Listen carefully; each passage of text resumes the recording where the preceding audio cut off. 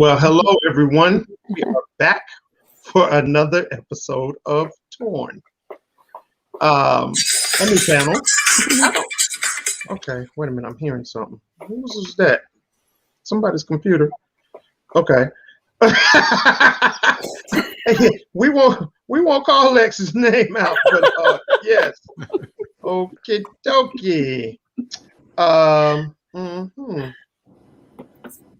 I'm trying to share this on my thing before we get started. Copy link. That's all I was doing.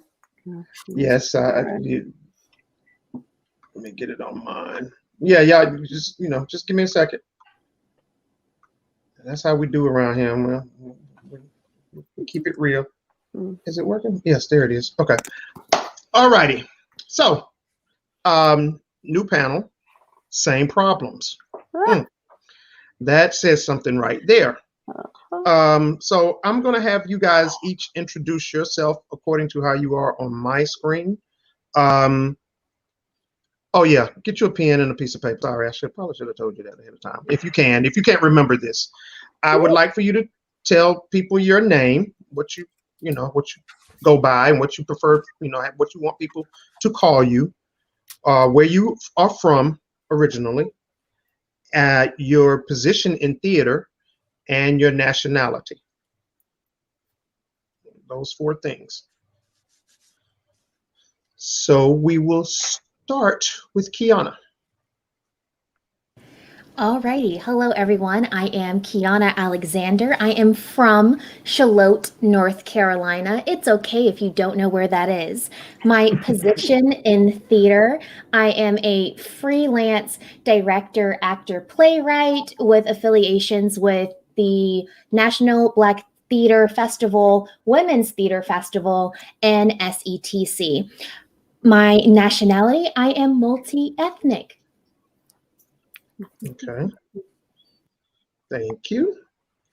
All right. Hayden. Hi, good evening. My name is Hayden Tyler. I'm from Kansas originally, but now I live in Raleigh. And my position in theater is as actor, director, choreographer, and educator. My nationality is white, non-Latino. Okay. Give me 1 second. Okay. Jay Maudrice. Hello, everyone. My birth name is Joshua Henderson. My stage name is Jay Maudrice. I'm originally from a very small town in Ridgeway, North Carolina, which is on the border of Virginia, and they're iced in right now. I am an American with African descent, and I'm also an actor, an equity actor in the area. I live in Durham, North Carolina. Okay, thank you. John Paul. Hi, I'm John Paul Middlesworth, and I have, I'll do my hometown first. It's Statesville, North Carolina. I'm currently living in Chapel Hill. Statesville is politically the opposite side of the state from Chapel Hill, but started in theater over there and just have done this my whole life. I have a PhD from Chapel Hill from UNC, and my dissertation was partly on August Wilson, so I've had a long interest in Black theater. I'm afraid I never got to meet him when on a couple of occasions he was at the Black Theater Festival. Anyways, so I've had an avid interest in that aspect of theater for a long time. And then let's see, my own, and so yeah, so I've covered that. So talking about nationality, sure, white American. Okay. Privilege. Okay, and last but not least, Lex. I don't know where I got Dex from. Okay, yeah, I'm gonna need you to change that. I am Alexis Rohn, founder of Truth Meets Story LLC, expanding empathy one story at a time, and the host of the weekly faith and adult storytelling series, Jesus, Jazz, and Dessert Wine at Vespers. I'm originally from Houston. I'm currently very much at home in Raleigh, North Carolina, and my position in theater is I am a playwright, director, and producer. I'd love to have been nationality, African American. I'd love to add actor to that deal, but I I see what real actors do, and I'm nowhere near it. So I stay in my lane. Yeah, okay, we're gonna leave that alone. I've worked with her, and she should be acting, but no, trust. I see what it looks like. I digress. I'm Okay. embarrassed. Oh, please. You can get over there. But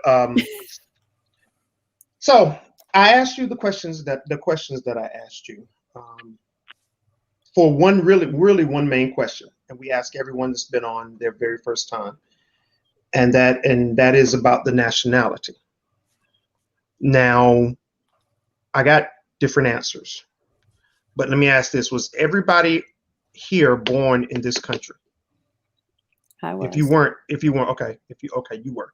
So, as far as, and I've looked since we started, I've looked in a few places, and as far as I can see, nationality means the nation that you were born in.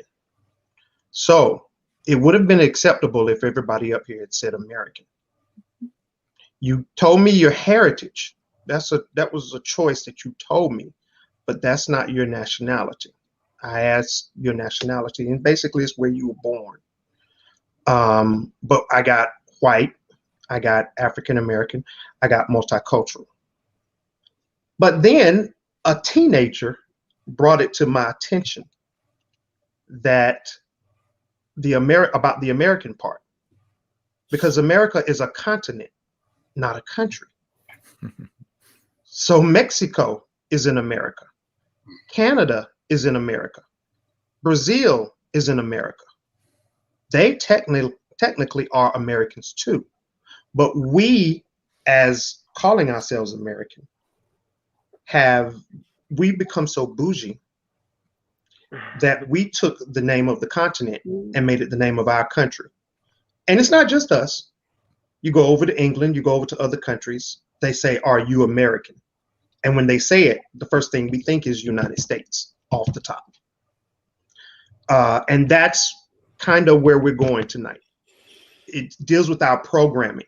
We all have been programmed, black, white, whatever you want to call yourself. We've been programmed in this country to believe certain things certain ways.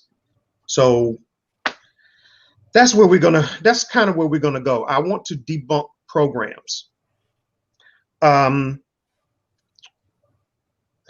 Let's start with January 6th. Let's start with January 6th.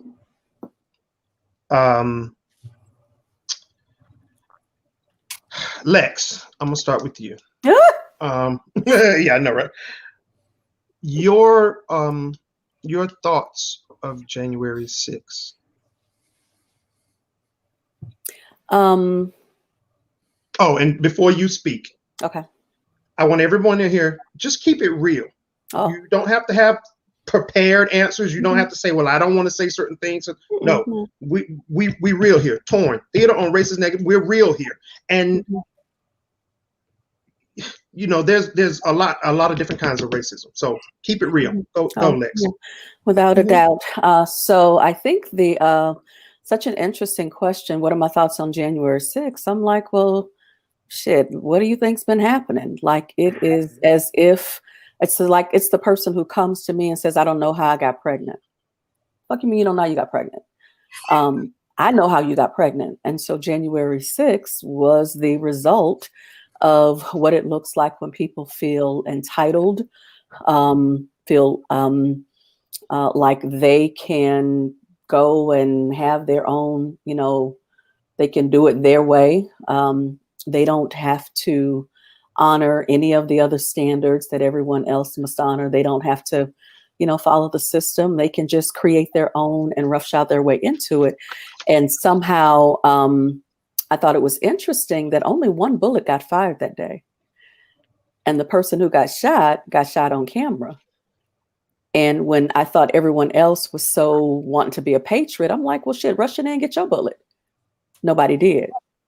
It all of a sudden got real, and they pulled out cameras like, oh, look what they did.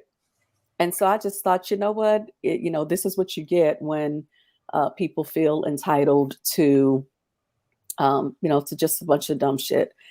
and then the consequences get real, and so then we go from there. So I feel about January 6th the same way I feel about somebody who tells me they're pregnant and they don't know how. There is a such thing as actions to consequences of thought, consequences of unchecked lies, consequences of feeling entitled to do like you want to do in the way that you want to do it. And Okay. I was also on Black Twitter that day. And so when all of that nonsense was happening, we were like, well, what y'all cooking for dinner? And there was this whole big thread about like, well, I'm frying steak, or I'm frying chicken, or frying fish, or like, oh, okay, well, I'm gonna grill me some steaks. There was a way in which it also felt like this is like some other, like, our cousins got to be in on this one. They're gonna go and handle that. Okay. Real talk. Thank you. Yes, real talk. Thank you. Kiana, she mentioned the word entitlement. So I'm going to play devil's advocate here. And I'm going to be, as dark as I am, be quiet, Josh. I am going to play a white man and ask you, what do you mean? I'm going to pretend like it came out of your mouth. What do you mean entitled? What do you mean entitled? I go to work 5 days a week, just like everyone else, and I don't have a whole lot of money, and I stay in a trailer and I drive a pickup truck, so I'm not rich. What do you mean entitled? Why are you saying I'm entitled? Your response. So, and I think that's actually like the word entitled itself, right? This idea that white people, I'm going to say it, like the idea that white people are quote unquote entitled, and then they question, well, what am I entitled to? I was in a conversation with someone who is white, and we weren't talking about entitlement as the word, but we were talking about what is the American dream. And I said, this applies to this question in that you feel entitled to the American dream. When the American dream was not made for me, it was not made for my family, it was not made for a lot of the people that are on this call. So even with I work 5 days out of the week and I support my family, that in itself, right? This idea that I can work 5 days out of the week and support my family, that is entitlement. Because there are some of us who work 7 days out of the week and can't support our families. Right. So that would be my response to that person. Thank you. Okay. I like that. I really do. Yes. I got to say hey to my mom, because my mom is up here. I always speak to my mom. She sees. Hi, Mom. So y'all can wave at her. Okay. And a friend of mine actually said America is a corporation because we are still owned by Great Britain, to whom we still pay taxes. Oh, that's a new one on me. Anybody know anything about that one? Okay. I've been hearing I don't know how true that is, but I've definitely been hearing that a lot. I need to research that more. Really? That we still pay taxes to them? Well, I've heard that America it's a corporation, but a lot from what my sources of what I got that from was the whole QAnon thing, and I was like, well, I'm not doing that. I'm not going down that rabbit hole. But yeah, I have heard that before. Hey, we have to go down that rabbit hole sometimes. All right, different question. John Paul. Your thoughts.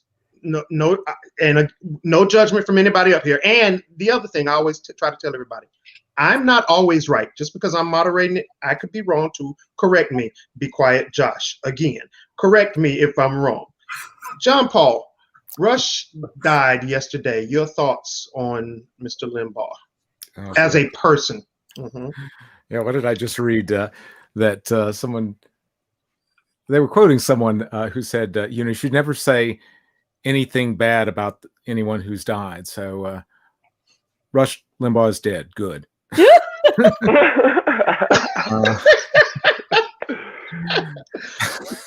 What were your thoughts on him when he was alive as a person? Let me ask you that then. Yeah. I mean, occasionally I would hear him, he was on the air for so long. And I think my only real exposure to him were just sort of curious little tuning in to his show, driving along, and it's certainly been years. This is when he would take. I mean, it was an amazing thing. He was taking like 3 hours a day with this show on the radio. I mean, it would be like you'd tune in, be on all afternoon, or you'd go into a certain kind of store, an auto parts store, and there'd be the Rush Limbaugh show on, you know, all afternoon. You know, I mean, that's a lot of indoctrination for you there. You get to spill that out for 3 hours to a bunch of people working in a store. But yeah, I mean, I think he represents just that whole division. I mean, just in some ways, kind of the source. I don't want to say the source of it, but certainly an early wave of the kind of division that I think Donald Trump represented. And you know, it was kind of jokey and superior all the time. I mean, his tone was always, you know, how superior it was to whatever Democrat happened to be in the news that day. And so, you know, I thought it was, you know, not the best thing that he got the Presidential Medal of Freedom. It was a political move. So in general, I think he represented something very negative about America. Let's see, can I say anything good about him? I think he would. No, I can't think of anything. Yes. Okay. Hey. Yeah. Well. Yeah. Maybe I'll think of something. I doubt it, but okay. We'll leave that there. Alrighty then. We're done with that. Hayden, your thoughts. Oh, and let me let you guys know. We start out with just racism and problems in our country, period, and then we'll gradually get into theater. We're going there. Don't worry. Hayden, your thoughts on our it just doesn't even feel right saying it. Our former president not wanting to accept that he lost. Well, first, I think it's dangerous, as we have seen, and I responded to that with growing fear as the lie was perpetuated, and it deeply unsettles me and makes me very scared for the future that our former president has still not admitted that he lost the election, and is still pushing the lie and still pushing this insidious narrative that it was stolen from him. And I fear that what we will see from that lie is more of what we saw on January 6th, only on a greater scale. So you don't think that now that he's out of office that he's done? No, I don't think that at all. And furthermore, I think that the Senate's recent failure to convict him in the impeachment trial is indicative of how his court cases, his criminal and civil proceedings will likely go, because it's only going to take one Trump supporter in the jury to hold up those proceedings completely and end up with him getting off scot-free. I think he's a greased pig, and it is going to be very difficult to catch him. Okay. I like that, the grease pig theory. I thought something else until you said it's going to be difficult to catch him, and I realized what you were talking about. My mind was, yeah. You could take it several ways. Yeah, exactly. There's that theater mind going on. Josh, I don't know if you were following closely with not January 6th, sorry, this month, when he was found not guilty. But Mitch McConnell voted for him to be found not guilty, but then turned around and condemned him and talked bad about him. Your thoughts on that? We just mentioned that his whole scenario there. And I think it's all a summation from January 6th to the impeachment to Mitch McConnell's comments. It's all fear. There's a club of supremacists and people who have a certain amount of clout, who have a certain amount of money, and they're all in this club together. And they dare not turn on each other in public, or when it matters, but they'll speak out in other places.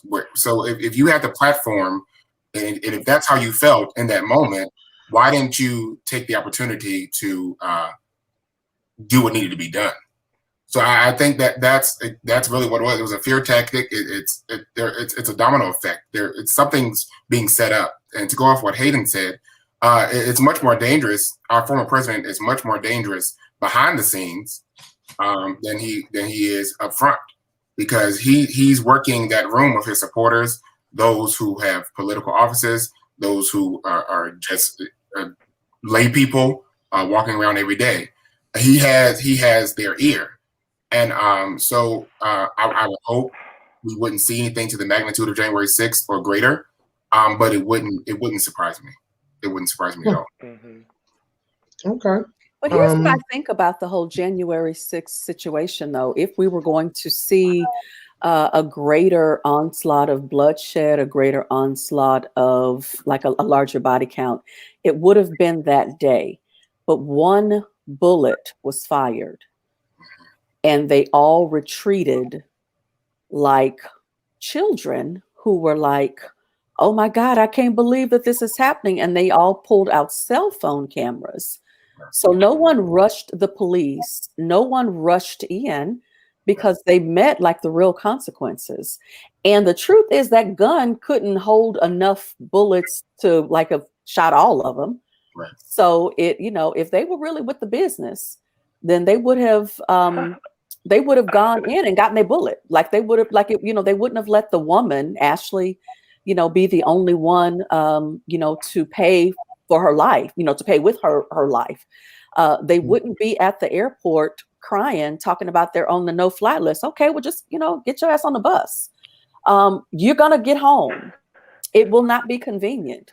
But they were way too prima donna-ish, and they felt much too much like victims with the smallest of consequences. You got tear gas in your eyes. Oh my God, I can't believe my government tear gassed me after I tried to, go on to the private. I mean, it was the craziest shit ever, which is why I was like, okay, look, okay, what y'all cooking? What's for dinner tonight? It was just really, really all kinds of silly.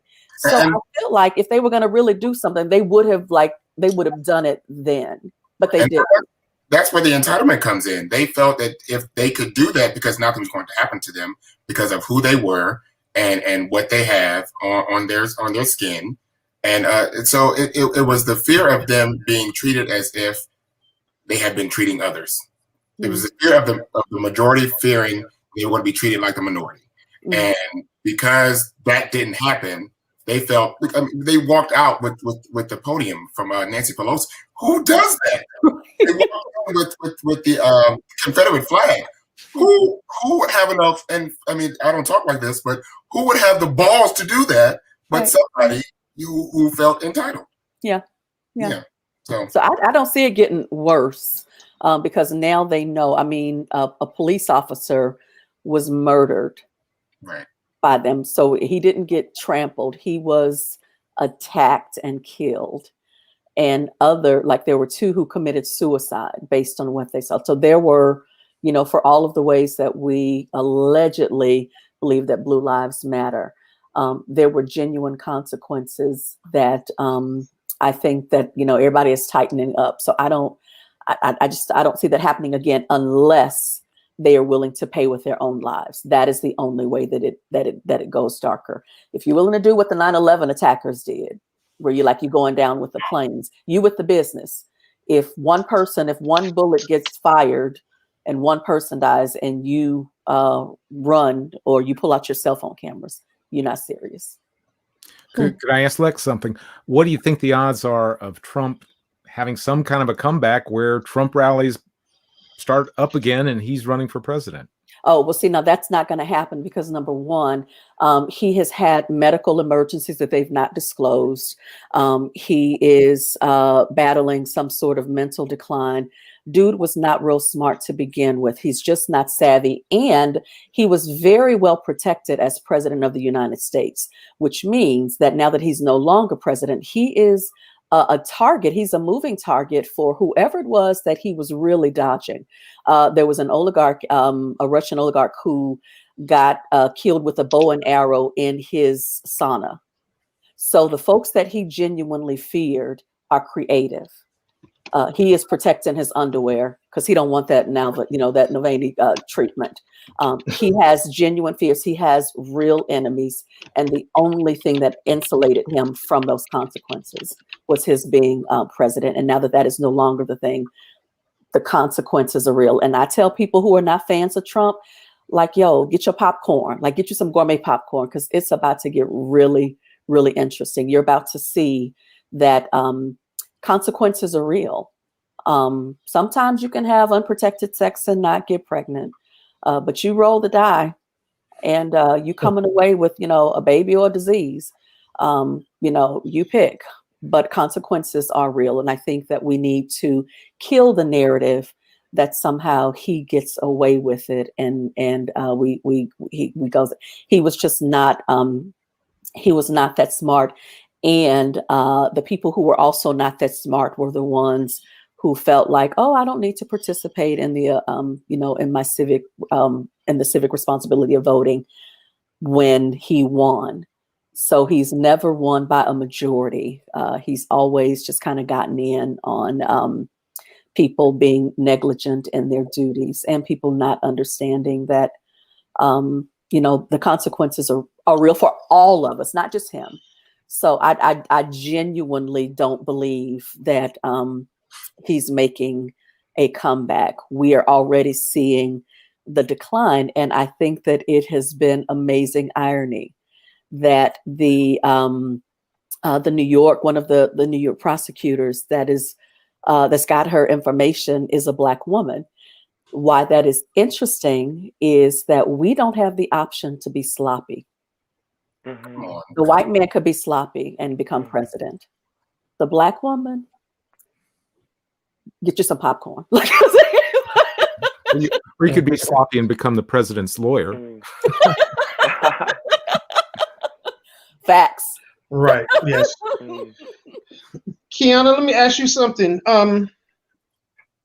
Now that Trump is gone and things are calmed down a little bit from where they were over the last 4 years, do you think his followers will continue to be as bold as they were the last 4 years, or would they not? And could you tell us why you think that?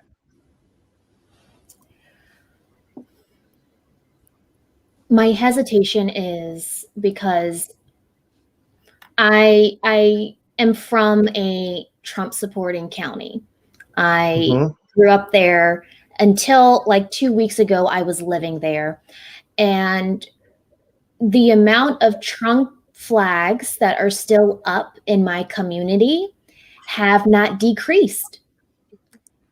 I mean, I noticed one neighbor took his down. But like around town, in my own neighborhood, those same Trump flags are still waving. They were waving at half mast on the 6th, but now they're back in their glorious full position. So I can't, based on this small population, I'm going to say they've been proven right in a lot of ways. They perceive that they have been proven right. And that shows in the actions on the 6th, that shows in the actions that we're continuing to see by them not convicting Donald Trump. So I can't confidently say it will escalate, but I don't see people calming down. They still have the Confederate flags too. And how long ago was that war? Like there are certain parts of like my county where you just don't drive by, you don't walk by, because those Trump flags are up, those Confederate flags are up, and you kind of accept it, because I'm not about to be the one quote unquote leftist out here telling them to stop, when very much the minority in multiple ways when I'm in that community. Mm-hmm. And you can compare that to, I think, a lot of these rural small towns in America across the whole country. There are pockets that they're just feeding each other's cups with this belief system, with this philosophy, with this propaganda. And those pockets of people are the ones that get it in their heads it's a great idea to storm the Capitol. Yeah, that is true. Okay. Thank you. I'm trying to figure out how I want to ask this. Hayden, kind of the same question, but do you think, well, since she said that they won't be going back into hiding, do you think that they will come out more? Do you think we will see more Klansmen and people of that nature out now because Biden is in because they don't have any parts of the White House, Senate, they don't have none of it. And why? Whatever your answer is, why? Tell us why. Sure. That's a big question. So let me just start by saying yes. I think they will not be going back into hiding. I think they will continue to increase their visibility. They will continue to become more aggressive, and we will continue to feel the ramifications of allowing this toxic ideology to continue to persist without completely squashing it. And I want to echo a lot of some of what Kiana said. There are places where you just don't go because it's not safe for you to go, and she is speaking as a multiracial woman who, politically left, while I'm speaking as a queer person, also quite left politically. And I know that if I step outside, I am unable to hide who I am behaviorally. I can take my makeup off, but I can't take off who I am. And I just don't blend in, I don't blend. I don't pass for straight. I can't exist in the white heteropatriarchy naturally. I can't pass for that, right?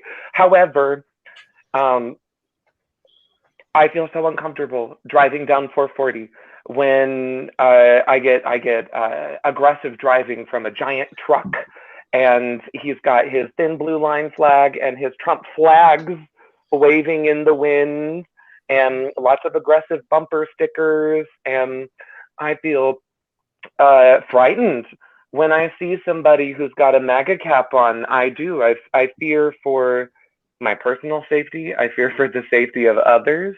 And even to see an American flag, like the sticker of an American flag on a car, on clothing, the actual flag itself has come for me to represent, in large part, that toxic Trumpism and ideology. And it makes me feel shame for my nationality. I think that Trumpism is not going away anytime soon. It's always been here. We were founded on puritanical white heteropatriarchy, and Trumpism is just this modern rendition of that puritanical issue. And I really don't see how a country who was founded on that and ended up, creating chattel slavery. Excuse me if I didn't say that right. And we're still dealing with the ramifications of that. We still haven't healed from that. And we're still working on basic human rights for queer people, for trans people. We still don't have complete rights for all of our poor people either, you know. There is a lot of frustration in this country, and Trumpism is this century's latest convenient excuse for frustrated people to express their emotions as violence. And I think it's only going to continue, especially considering that the person who leads their cult of personality is only digging in deeper. Mm-hmm. Okay. I don't know. Did anybody catch him on Fox News last night? Mm-mm. He's not magnetic. He's very defeated. He's not really. Yeah, very much so. And so I think that the whole narrative about him being strong and continuing to have this pull is a false narrative. If you look at even the platforms that he's historically been able to go on and just kind of spew, it's like he knows that he is as easy a target as his Russian oligarch colleague who got with a bow and arrow in his own steam sauna. So he's super defeated, and it shows. But that's also why you don't see a lot of him. But I think even to piggyback off of what Hayden said about they dig in their trenches, that is true, and they spew their ugliness, and that is true. I think it is unfair to put all of that on Trump, because he was simply able to coalesce all of that that demonic energy into a power source that he was able to do, to just kind of run his own source, to do his own thing. So he was never even about them, the people who are so like in love with him. He didn't care about them. He only cared about himself, and he was only committed to his own interests. But in the same way that darkness is real, there are six emblems of light that are currently on the screen. And so we cannot permit the fact that as creatives, what we do somehow can be darkened or dimmed, because there is so much that needs to be lit in the world. There's so many dark corners that need to be lit. We are doing amazing things. Even this conversation is a source of power and a source of energy and a source of something we need to be like giving our kudos. Like, we need to not diminish what we're doing here, because this is very, very, very significant. And so I'm just really careful with congratulating or giving any sort of play to the team that lost the Super Bowl, even if it was only by 2 points. Nobody ever talks about the loser of the Super Bowl, 42 to 40. But they got 40 points, but they got, said no one ever. Right. It is like the person who wins needs to be celebrated, and we need to recognize why they're winning, and we need to, cast our lots with the winning, with that winning team that's doing some good things. With you saying that, Thank you, John Paul, let me ask you this. Wait a minute, I got my finger in the wrong direction. John Paul, let me ask you this. With what she just said, because it's something I have always said, when they're going around being upset about people waving their Confederate flags, I'm like, you waving a flag of losers. Right. Okay, go ahead and wave if that's what you want to do. So with that being said, one of the last things I want to say about this little subject right here, Trump dies. Okay, he dies. What, in your opinion, is going to happen to the 74 plus million that voted for him, and out of those 74 million, maybe 60 of them are just think he's a god? What do you think will happen in this country? So the scenario is Trump just has a heart attack and drops dead, something like that. Yes. Or he takes a bow and arrow. Well, certainly his supporters might act differently if he thought somebody did him in. Right. Well, I wonder if 60 did. I think you gave the number possibly 60 million being the diehard fans. I wonder if that 75 million that voted for him, I wonder if it breaks down quite that way. I mean, maybe he's got half that number. I might even guess less than half that are the diehard, let's go protest at the Capitol kind of Trump supporters. I think one question is, can some other figure come in and take some of these people? I mean, can they attract people in the same way? I think that Trump was somewhat unique as a political figure, and that, certainly you're not going to get Don Jr. up there and say, "Hey, everybody, my pa just died, but I'm here in his place. Come on." And then people aren't going to go for Don Jr. that way. Eric, maybe. No, not Eric. Not Eric either. Yeah. But so I think Trump was kind of an unusual figure. I mean, he came into the political scene from the entertainment world, really. I mean, people said, "Oh, that's the guy who would say you're a loser," or whatever. What's you're fired. You're fired. You're fired. You're fired. You're fired. He'd fire people. I mean, he was an entertainer. And so, I just don't see anybody quite like that on the horizon who, sort of gets into the popular mind of a lot of Americans by way of television and popular media. And then he also has a certain set of political beliefs that just shift to get the right amount of people. I mean, that's the one thing I have to think about Trump, is that he doesn't have a lot of convictions of his own. He basically just grabs what he can. He's not a religious person at all. So why does he do all these religious things? It's to get those voters, So, that's the kind of political animal he was. Do this, put this together so that I can be president. Not because I have any convictions of anything that I really want myself, Okay. Thank you. Last thing I'm gonna say on Emma. Oh, yes. Go ahead. Sorry. If I may, I would just like to respectfully posit that we have had another president who came from the entertainment figure, Reagan, and he did a lot to prepare the soil for this like dread tree that we've got going on right now. And it concerns me. You know what I mean? Like, because who's to say when the next popular entertainment figure with a craving for power won't come up and make it happen? Yeah. And certainly I didn't mean to imply that there would never be another figure to come from entertainment into politics. I mean, maybe that's going to be a real usual path as we go forward, because politics and entertainment are sort of that's scary. That's real scary. Last thing I'm gonna say about it, Emma put a comment in the comments, and it said QAnon has them thinking that Trump will be inaugurated on March 4th. Okay, Why really March got to look 4th?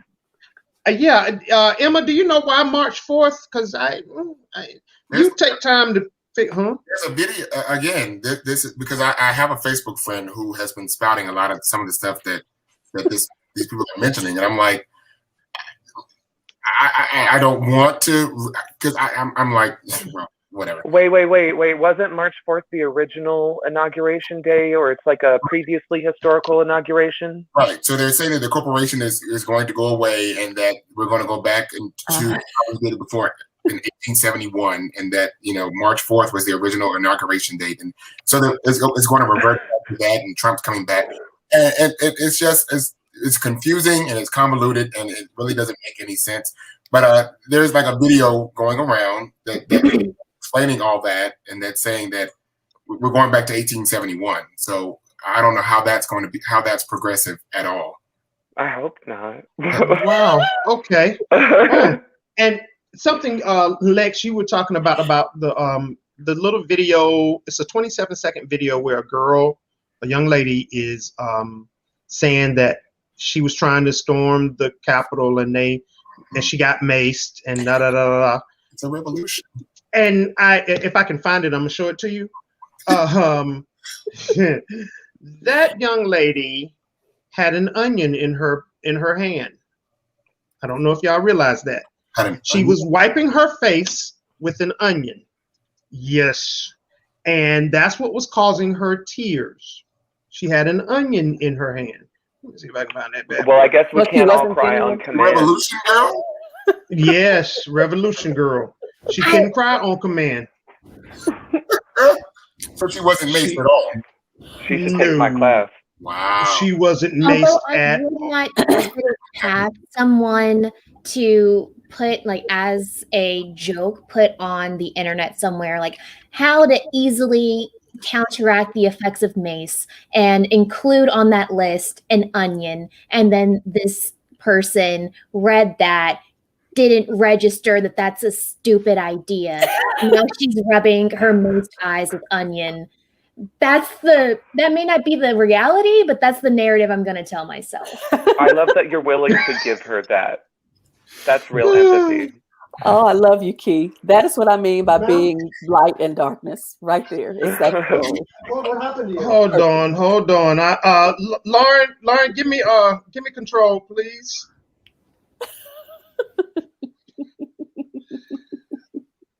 Let me see. Yeah, I got 2 monitors. Okay.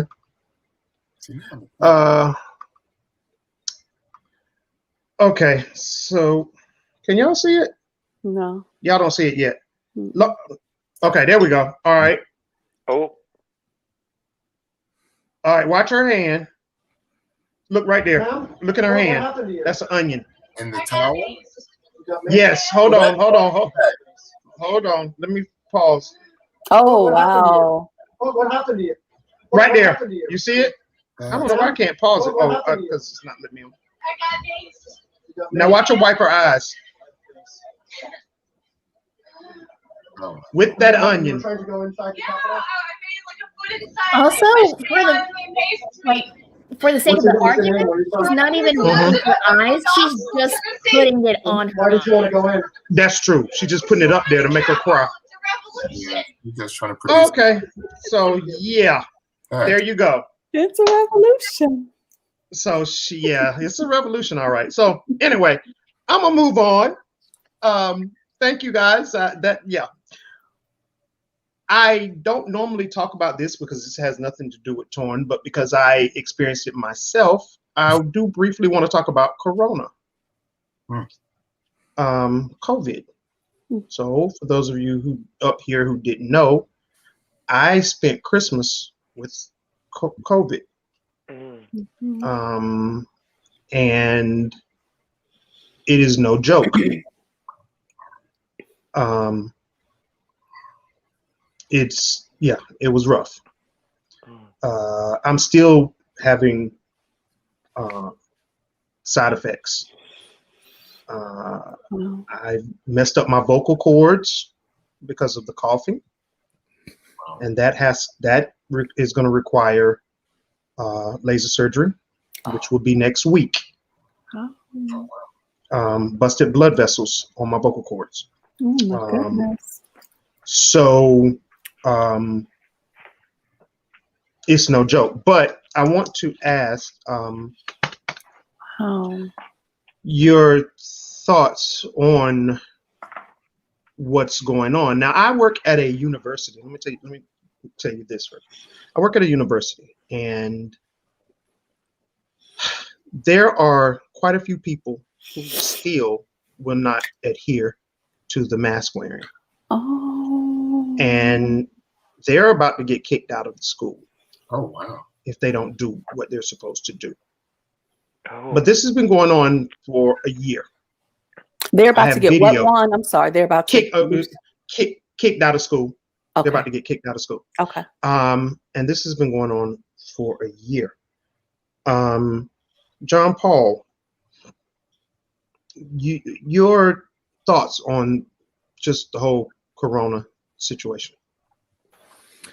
Well, I want to say I had it as well. I had it back way back last June, and it took about 4 days for me. So it hit you harder.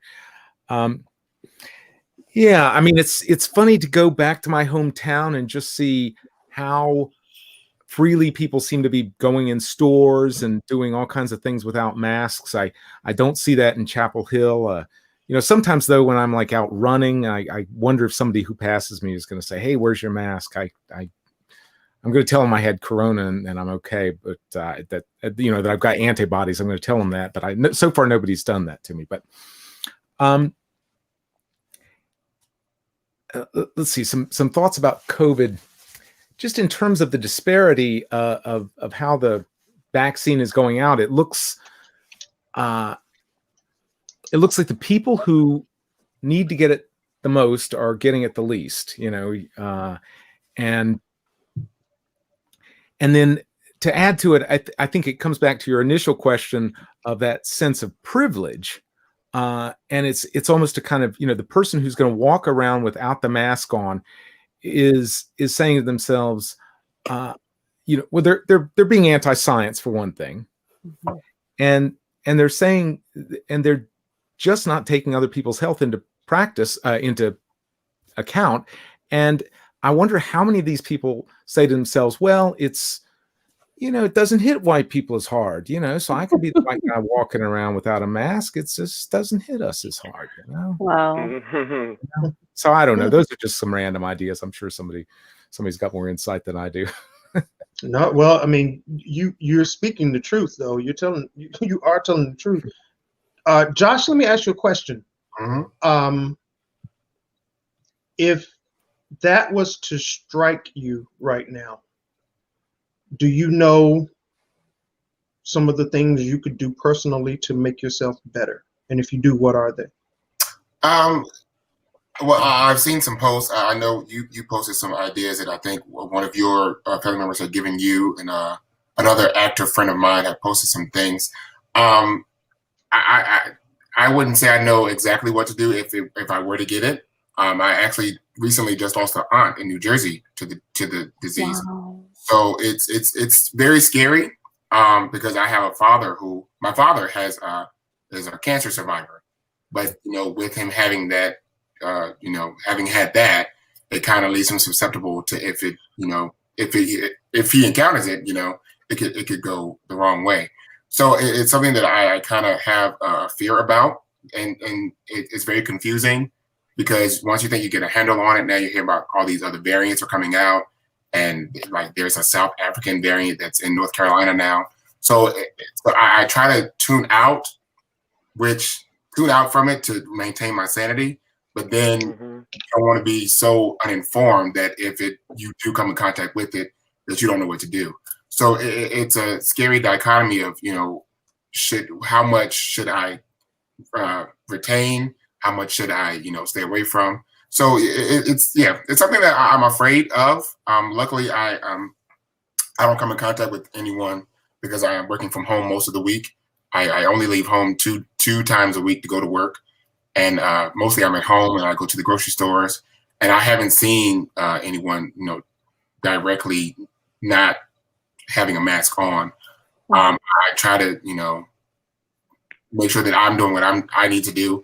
And I work in a federal building, so the 2 days that I am at work, it's mandated that everyone has to be masked up at all times. So I'm protecting myself as the best way I know how, which is to stay at home. But yeah, it's definitely something that if it were to happen, because earlier this week I had something I was like, you know what? If this is what this is not going to be good. Right. Luckily, as the week went on, it got better. Whatever I had got better because there's other things going around too. Like there's like the flu, and there's like even the common cold is not what it used to be. So I think, it's just a lot to take in. Mm-hmm. Yeah. So that's, Well, no, I don't know what to do. Okay, no, that you gave a great answer. Because I will tell you this. As I told you, I spent Christmas with you. I had been working from home since Thanksgiving. Wow. So I will tell you this. Don't think working from home saves you. Isolates you. You have to go out for something. Mm-hmm. Kiana, let me ask you this. Television media gives us information, what kind of information have honestly, looking at television, looking at news, looking at media, what information have they given you?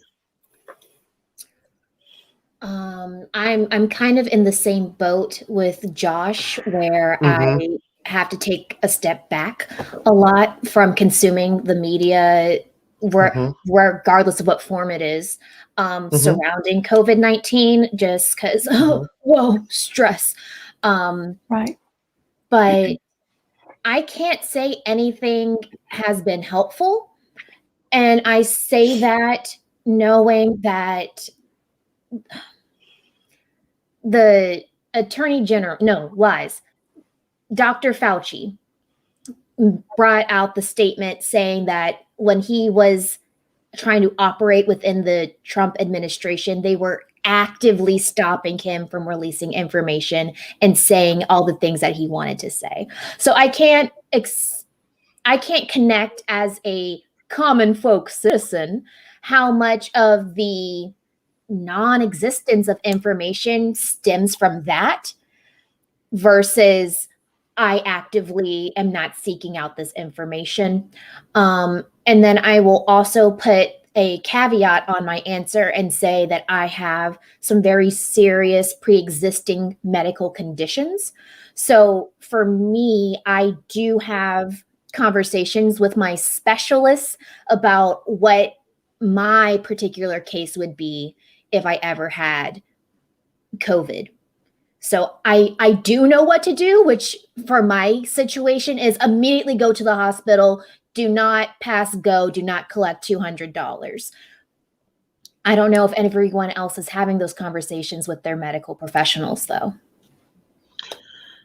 And I'll tell you guys the reason why and like I said, this is not something we normally talk about, but because of my experience, I'm talking about it. I have the platform. Okay. I'll tell you the reasons why I asked the questions I did and why I'm saying it the way I am. It's because in media, all you hear about is numbers. All they want to tell you is how many people how many people has it today. Have it today. How many people died? How many people across the country have it? How many people in the hospital? But I haven't seen anyone, like Josh, you were saying on my page. I gave information. I did 2 videos. I haven't seen anybody do that. And I don't understand why. Now, I understand I am not a medical person. I get that. But vitamin D, vitamin C, zinc, sleeping on your stomach, that's. And I think too, though, I think it's become like a scarlet letter type situation. People are ashamed to say that they have it. So and I think that's where it comes from, because there's such a fear of this disease, and the survival rate is still pretty high last time I looked at it. But I think because the media is harping on the deaths and the numbers, they're afraid to say I have COVID. And so, and that kind of puts us all in the box of we don't know what to do because no one's is actively speaking about it. People who have gotten it, I won't say healed from it, but who have passed it. And I would love to. Oh, sorry. Go ahead. I would love to add on to what Josh is saying here. I do have medical doctors in my nuclear family. So both my dad and my sister are practicing medical professionals, and they hesitate. And I'm going to speak from my conversations with these 2 individuals. I'm not speaking for the whole medical industry.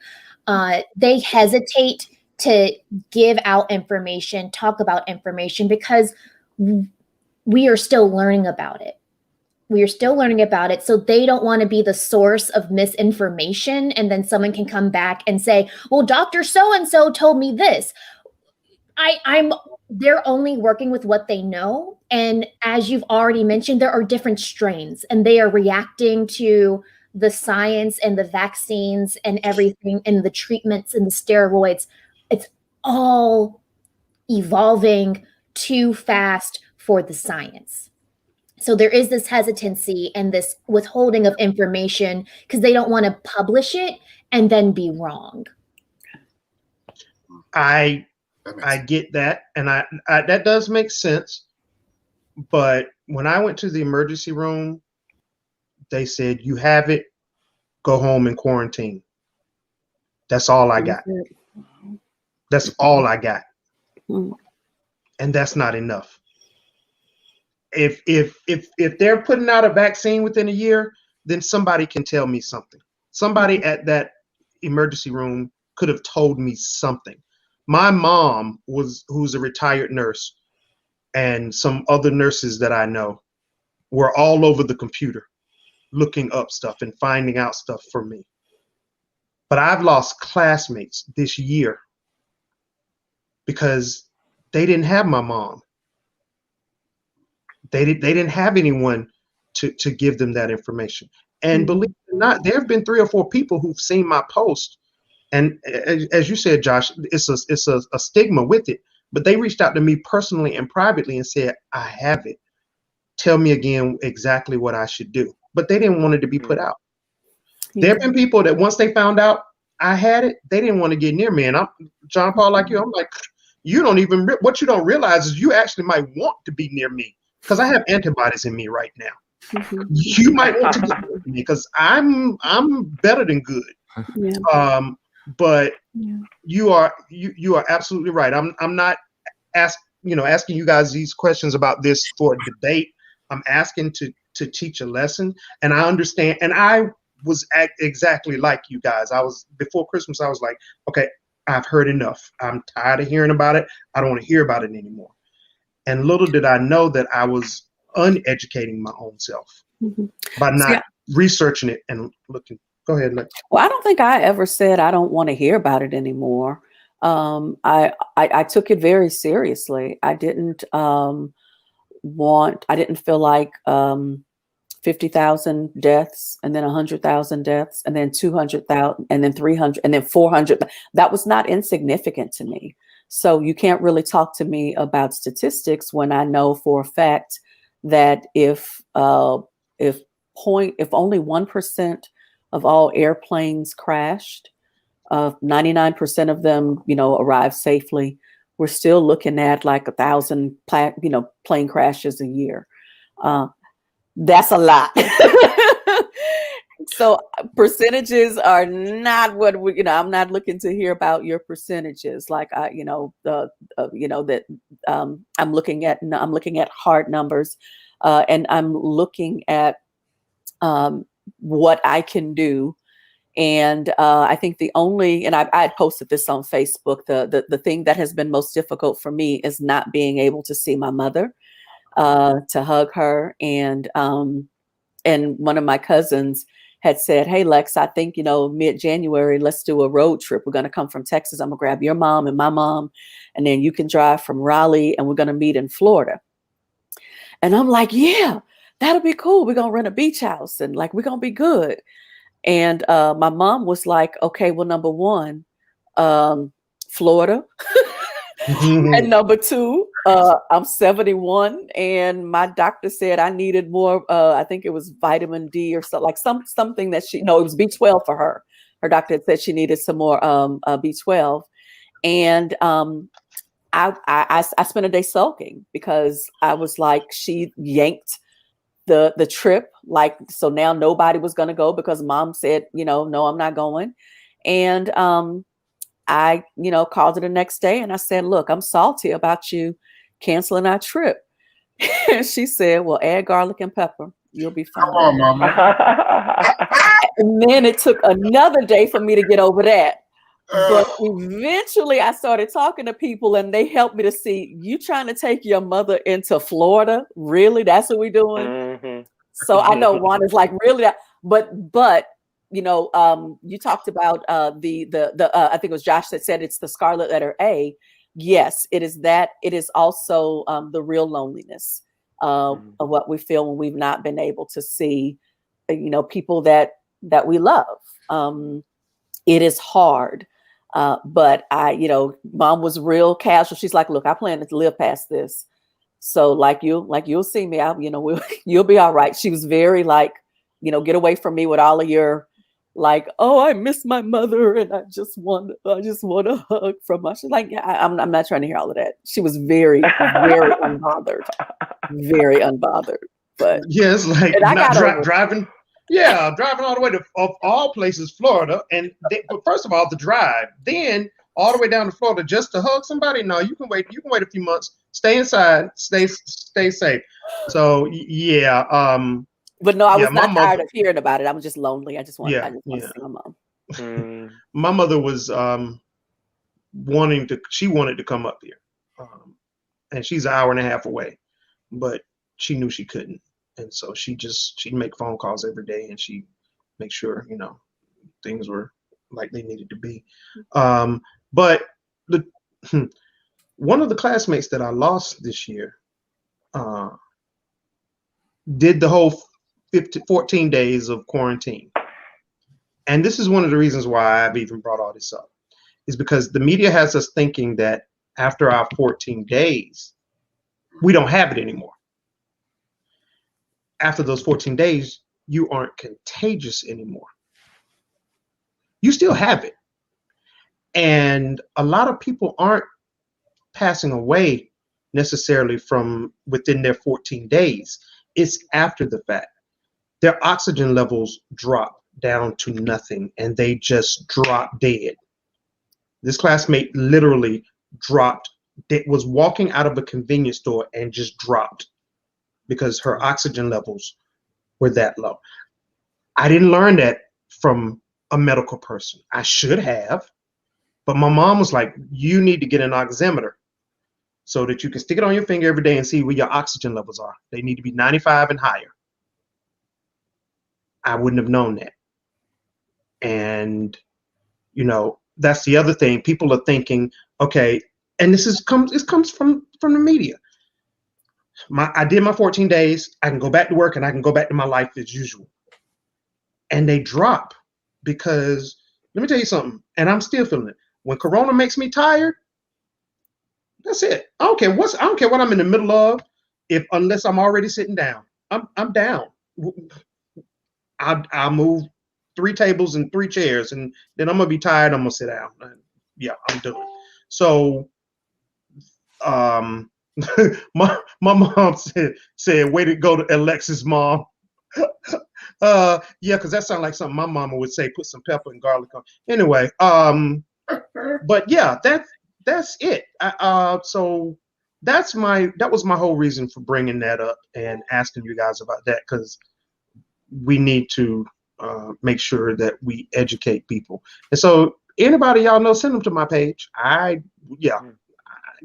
So, but now, theater.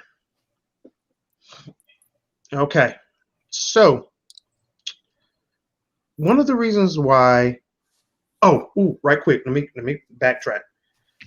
And this is just a personal opinion. I just looked at what I wrote down.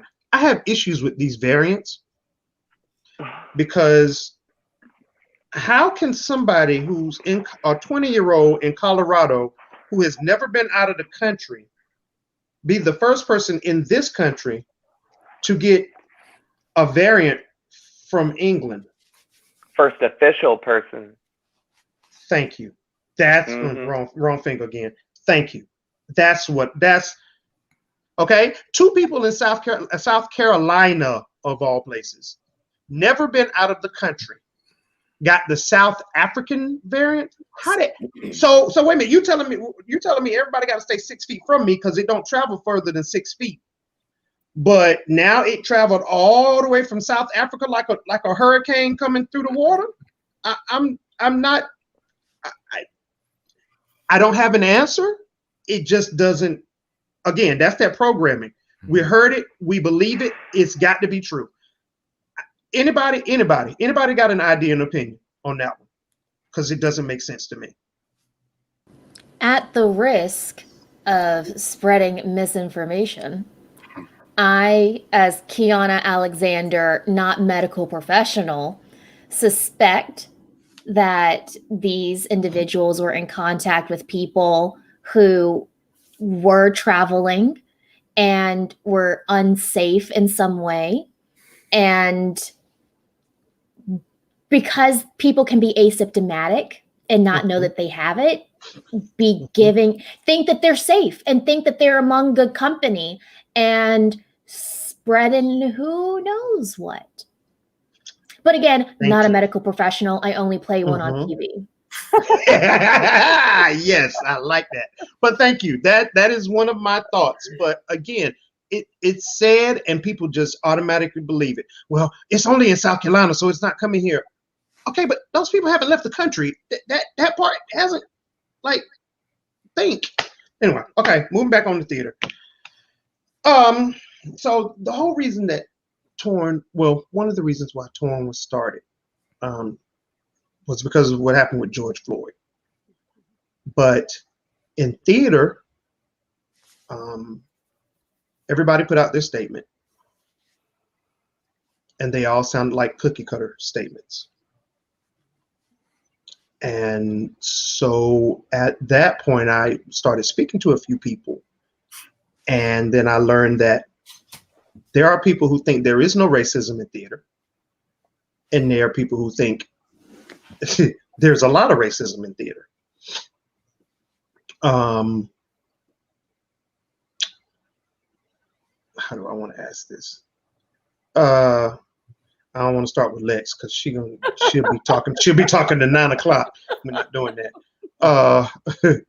Josh, let me ask you this, and I'm going to ask everybody basically the same question. Have you experienced racism in theater? So when you contacted me about this, I tried to think long and hard about my experiences. I can't recall an experience where I overtly faced racism, but I'm not ignorant to the fact that racism exists within theater, within America, because it's a part of who we are. To say that race is not a factor in everything that we do, we'd be lying to ourselves. There was one incident, and I wasn't even in the show, but I went to go see a friend in the show, and it was intermission, and we were coming back to our seats, and I was with I was with a friend as well who was white, and I was going back to my seat, and one of the other patrons told me, he said, I got back to my seat before the lights went back down to start the second act, and he told me, he said, I'm glad you came back before the lights came down, or I wouldn't have seen you. And so, and his wife immediately knew that he had said something wrong. And in that moment, I was like, I could be very, very ethnic right now and tell you off at this white school in front of all these other white people. But I think the slap that your wife just gave you was enough for me. And my friend wanted to go off that was with me as well. And I was like, well, sir, I'm glad I came back too, because I paid for this seat. And that's all I said. That's all I said. And in retrospect, I probably could have said more, but because of the surroundings that I had as the lone black guy in the room, it would have been the whole angry black man thing. And I'm like, I came here to support a friend, not to make this entire night about me. And so that's just the one incident that I can remember having happened. I'm sure there are conversations that are happening in theaters all over wherein, we're not privy to, where race is always a factor. I've had parts where were originally written for a white person, but because of the way that, I express myself, because I've been told several times, especially over the phone, oh, I didn't know. They said, well, you look different than the way you sound. I'll leave it like that. So yeah, I've been told that in interviews for jobs. So have you ever asked why? No, what they mean? I knew because I went through school saying people told me that you sound like a white boy, and I'm like, well, what does that sound like? But okay, because I enunciate, okay. But even my mom is a teacher. Her students told her when I would visit, your son doesn't talk like you. So it's kind of something that I always kind of experience. Yeah, because they from Ridgeway, where it's y'alls and you and all that. And when I don't have to code switch, I talk like that too. But when you're in a professional environment, what you think theater is, or in an interview, you have there's a code switching thing that you have to do. So yeah, and I feel like I'm rambling now, but I haven't overtly overtly experienced it for myself, on the stage. Okay, all right, yeah. All right, Kiana, same question. Have you experienced it? And when I say experience it, yeah, everybody, like I said, everybody's going to answer this. So it doesn't have to be you specifically. It just could be, Okay, go ahead. Okay. All right. Oh, she's ready. I'm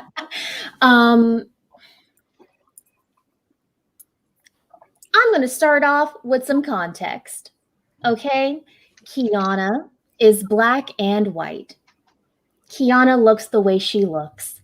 And for anyone who needs a description of that, yes, your girl is white passing. Hello, it is I. And so when I experience racism in theater, it looks like one of two things. I just hold up 4 fingers. One, it can look like, oh, Kiana is too light to do black theater.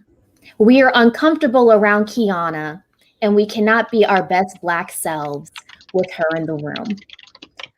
Or, oh my gosh, Kiki, I didn't know you were black. Wow, let me start treating you differently now that I know you're not, insert literally any race, because I've gotten almost anything nowadays. Like, I used to collect, and then I realized, oh, no, this is actually hurting my spirit by making this list of all the things people assume I am. So I don't do that anymore. But yeah, so have I experienced it? Yes. Does it take a lot of forms and shapes? Absolutely. Okay. But can you give me an example in theater that you experienced? Sure. So one, it's that idea that my collaborators for a piece didn't feel comfortable with me for whatever reason. Another one was I was in white company at the time, and someone had said something about it was about lighting, something regarding lighting. I don't remember the exact phrase, sentence that was said, but I voiced, well, that doesn't, I voiced concern. Again, what are the actual words that were said? Right. What stuck with me in the moment was, as soon as I raised the flag, like, hey guys, that sounded racist, everyone in the room paused. And you could actively see the cogs in the machine turning, trying to figure out, oh, are you a minority? Are you of color? Because you're sounding like someone who's concerned about that stuff. So it's questions like that for me, and then of course naturally after that, everyone's very tiptoey. We don't want to anger. We thought we were in all white company, and now we don't want to anger the one mess up that we have hired.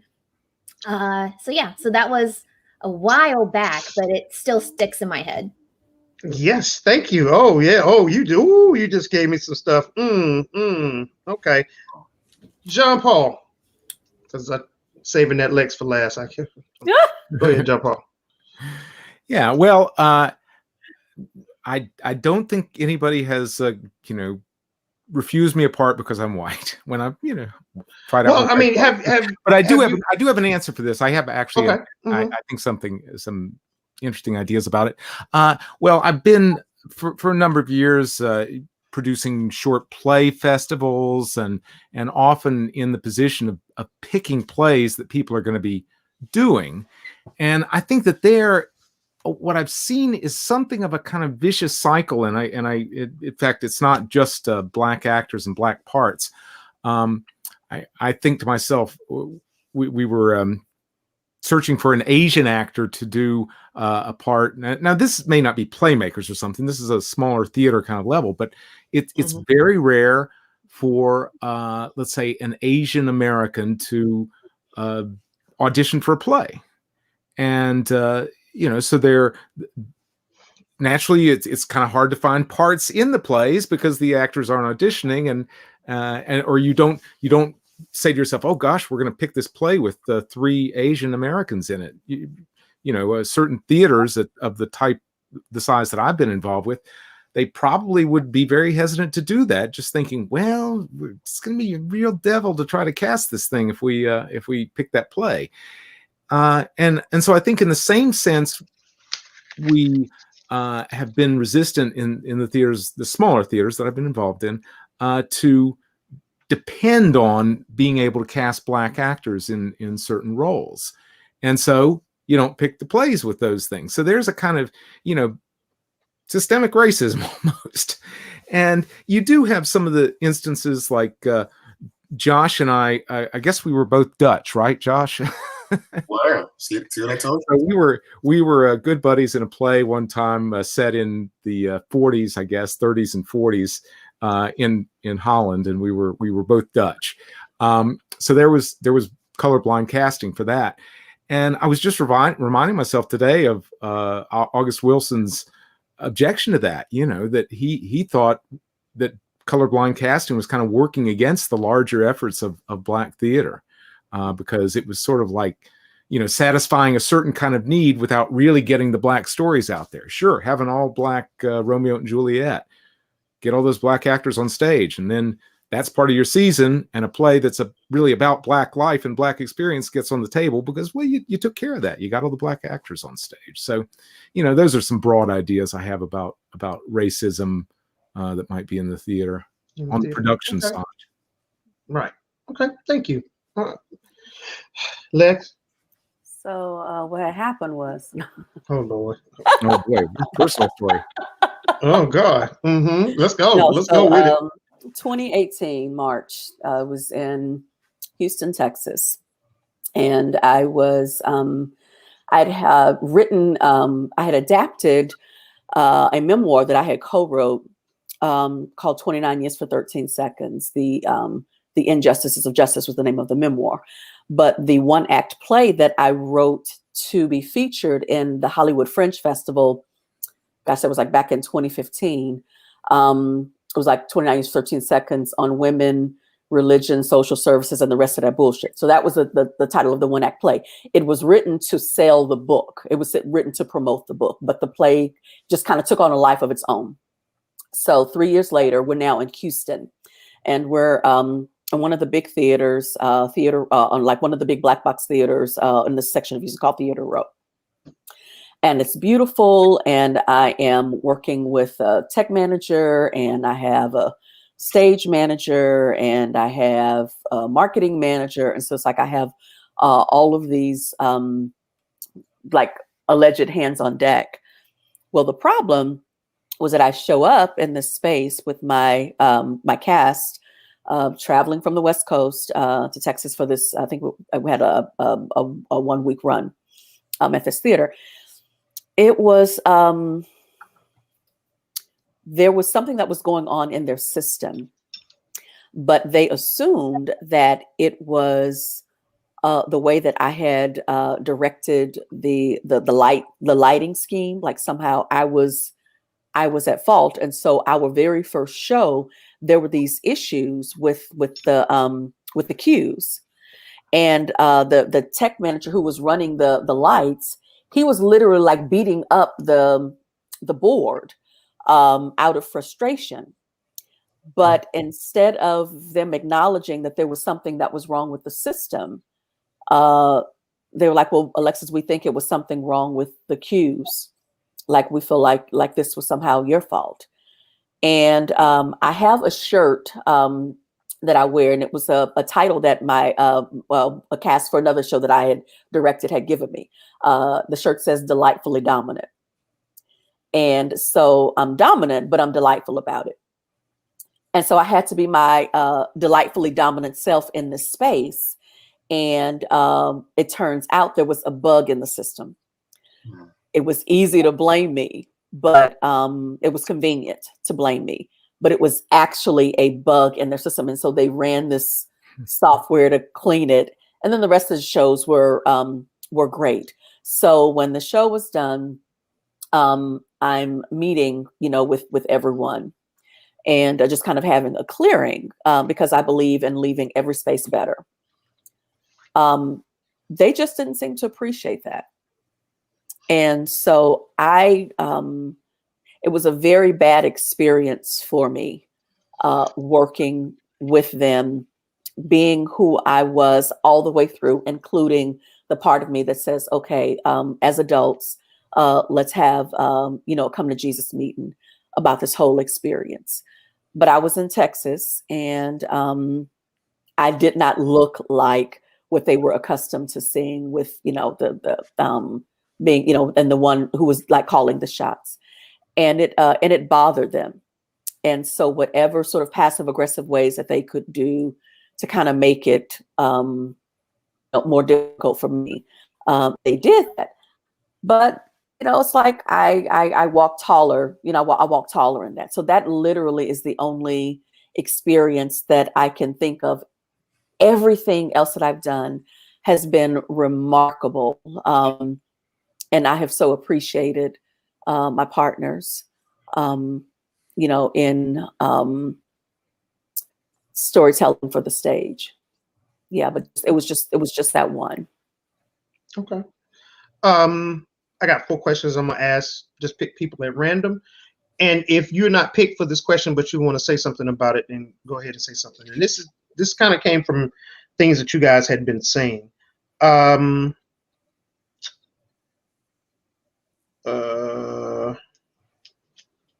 Okay. Alexis, start with you. Yes. I heard code switching. Okay. What is your take and idea on that? Coaching is the practice of being effective in every space and identifying, like, what does it mean for me to be heard, for me to be effective in every space. I like to think that I can be who I am in every space, but the truth is I am reverently irreverent. And so my irreverence looks out of place in certain, spots. My reverence feels fake. You started this whole broadcast by saying, look, we keep it real here. Okay, bet you started like with that because I guess you knew my penchant for being polished. And you're like, okay, give it to us raw and filtered. Bet. Yeah, I can do yes. that. But I think Yes. it's about, code switching is about being effective in whatever space you find yourself. My Okay. favorite definition for code switching is that it is a survival tactic. Yeah. Okay. That's good. Okay. That is good. Okay. Thank you.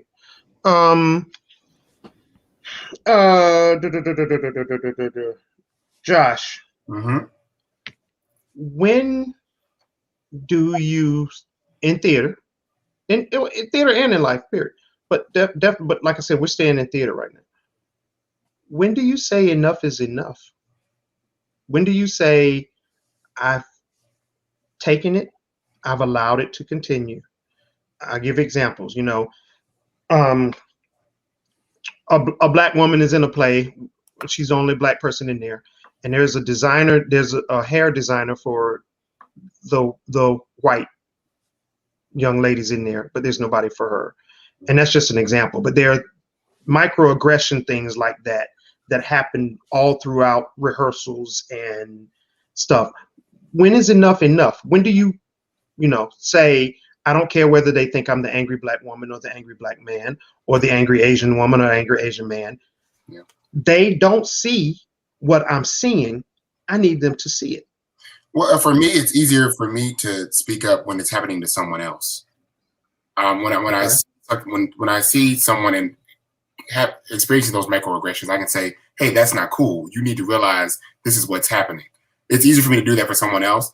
I know for me, I kind of let it pass with me because I know what my level is, and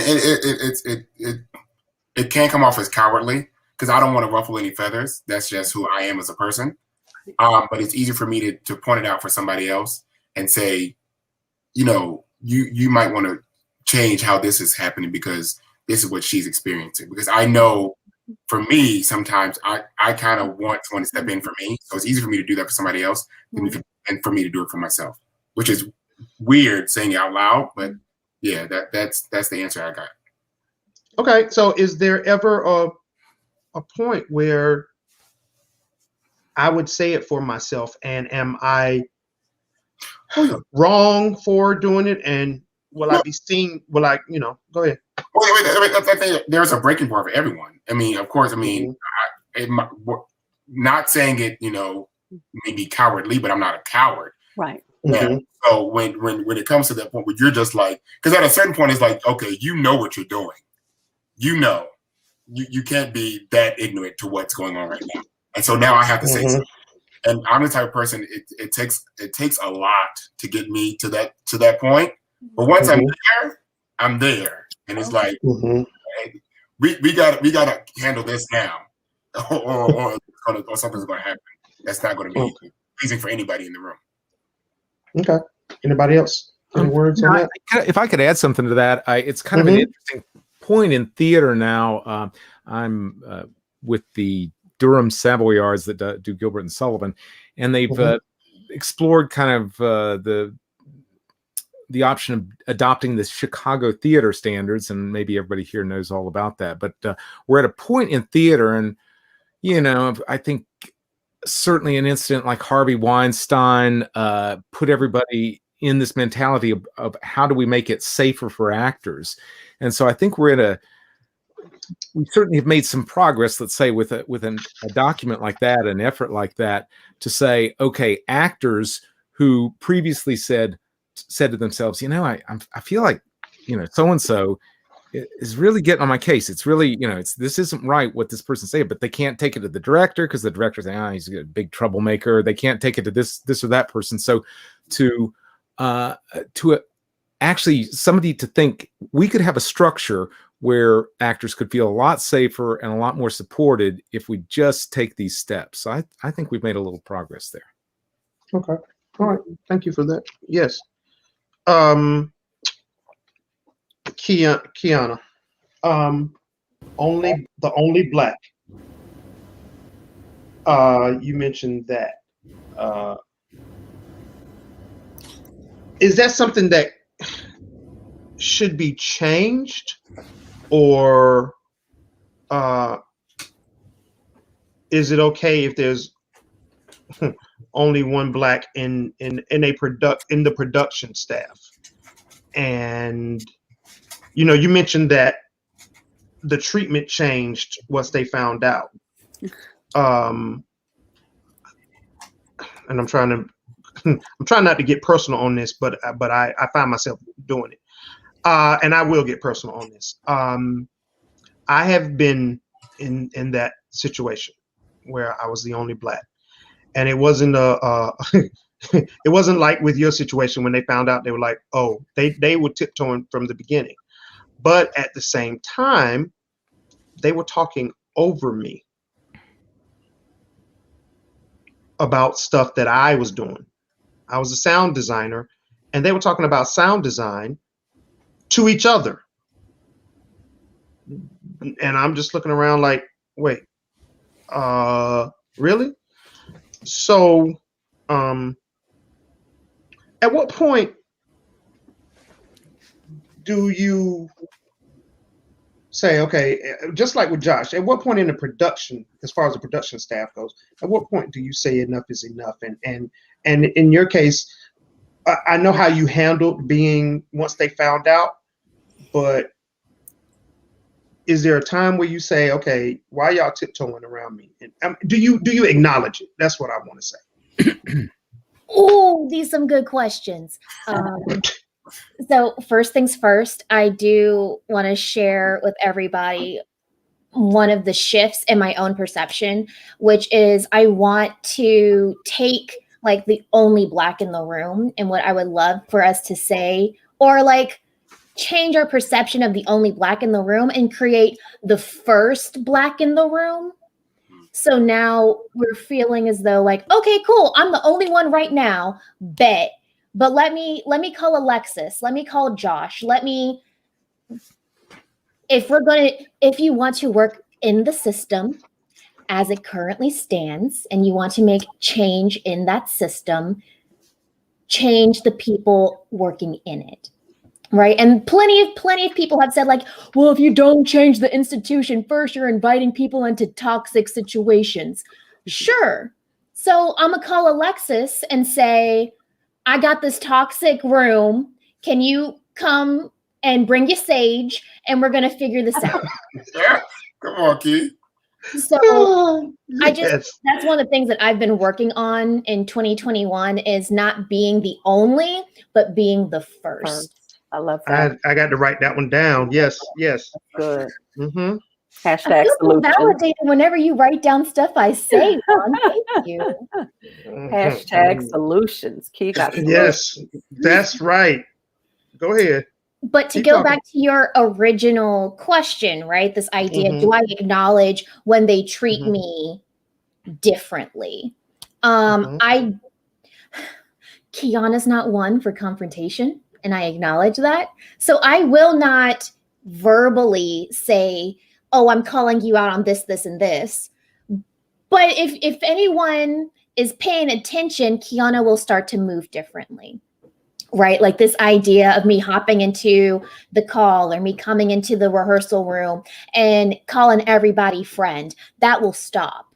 You won't get friendly Kiana anymore. You won't get the let me chit chat with you for 15 minutes after we're done blocking because you just won't believe the day I had. You don't get that Kiana anymore. You're going to treat her like the outsider. Bet. Professional Kiana is not fun to be around. I promise you want hooping and hollering Kiana. I promise you do. I'm telling you right now, we loving it. we are getting the word. We're getting the word right now, Josh. We're getting the word. But I got my tithes ready. Thank you. Take up the offering. Come on. Take up the offering. The choir, sing us a B-side selection, please. And you can send your offerings to me on PayPal or can Mama is ready. Yes, and my mama said, well said.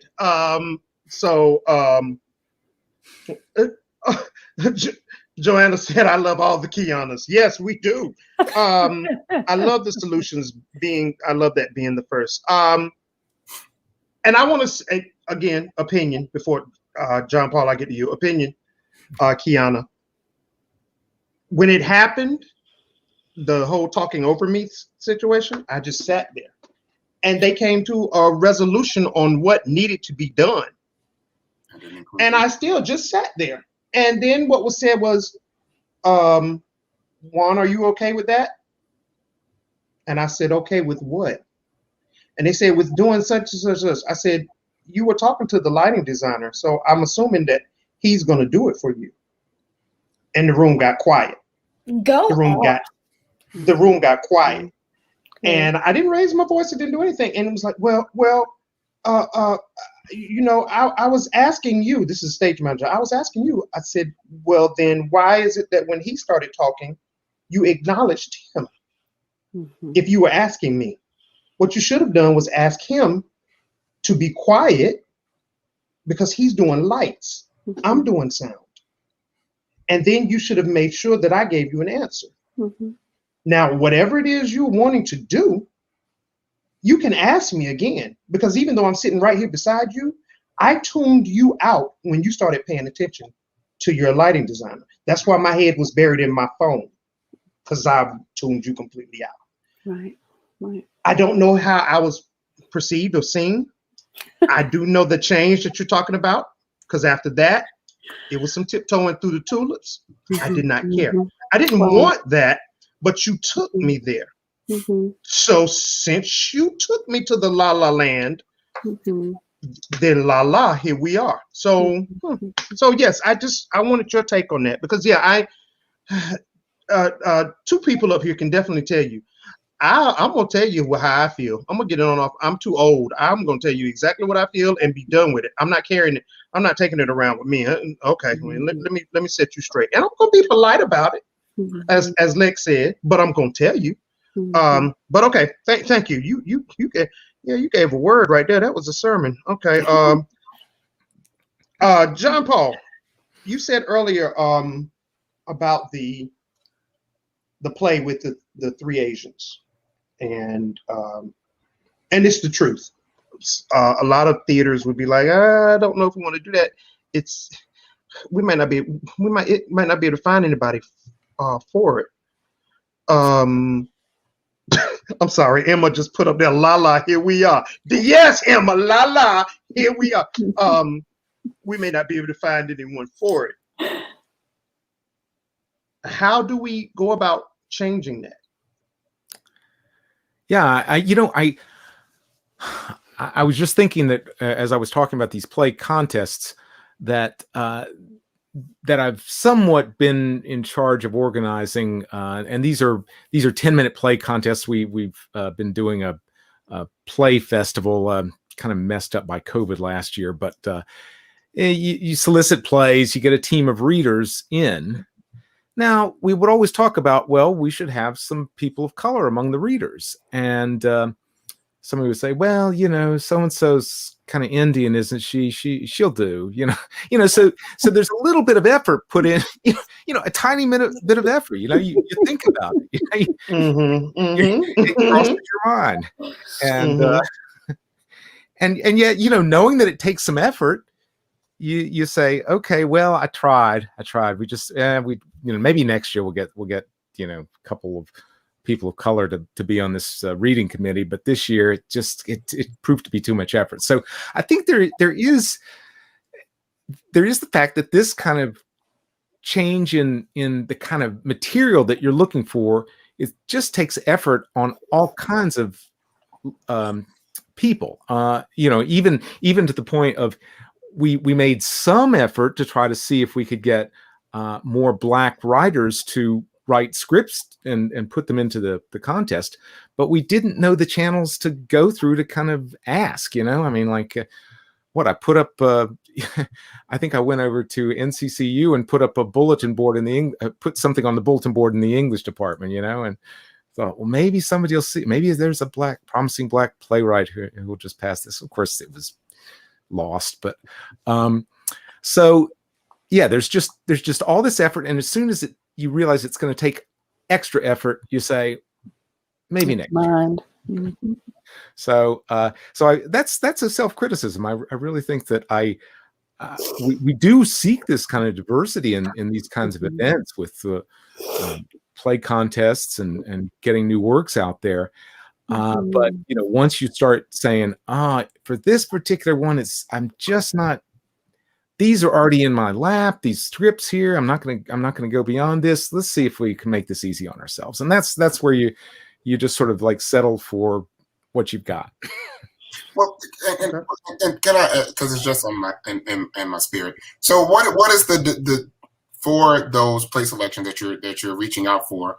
What is the what does the committee board look like? Because I know for me, if I'm writing a play and I wanted to submit it to a board for selection, and I see that they're all white people, quote unquote, you're not going to get what I'm trying to convey in what I've written because you don't know the Black experience. Mm-hmm. So I think we have to come to the realization that in those committees and on those boards, we have to have.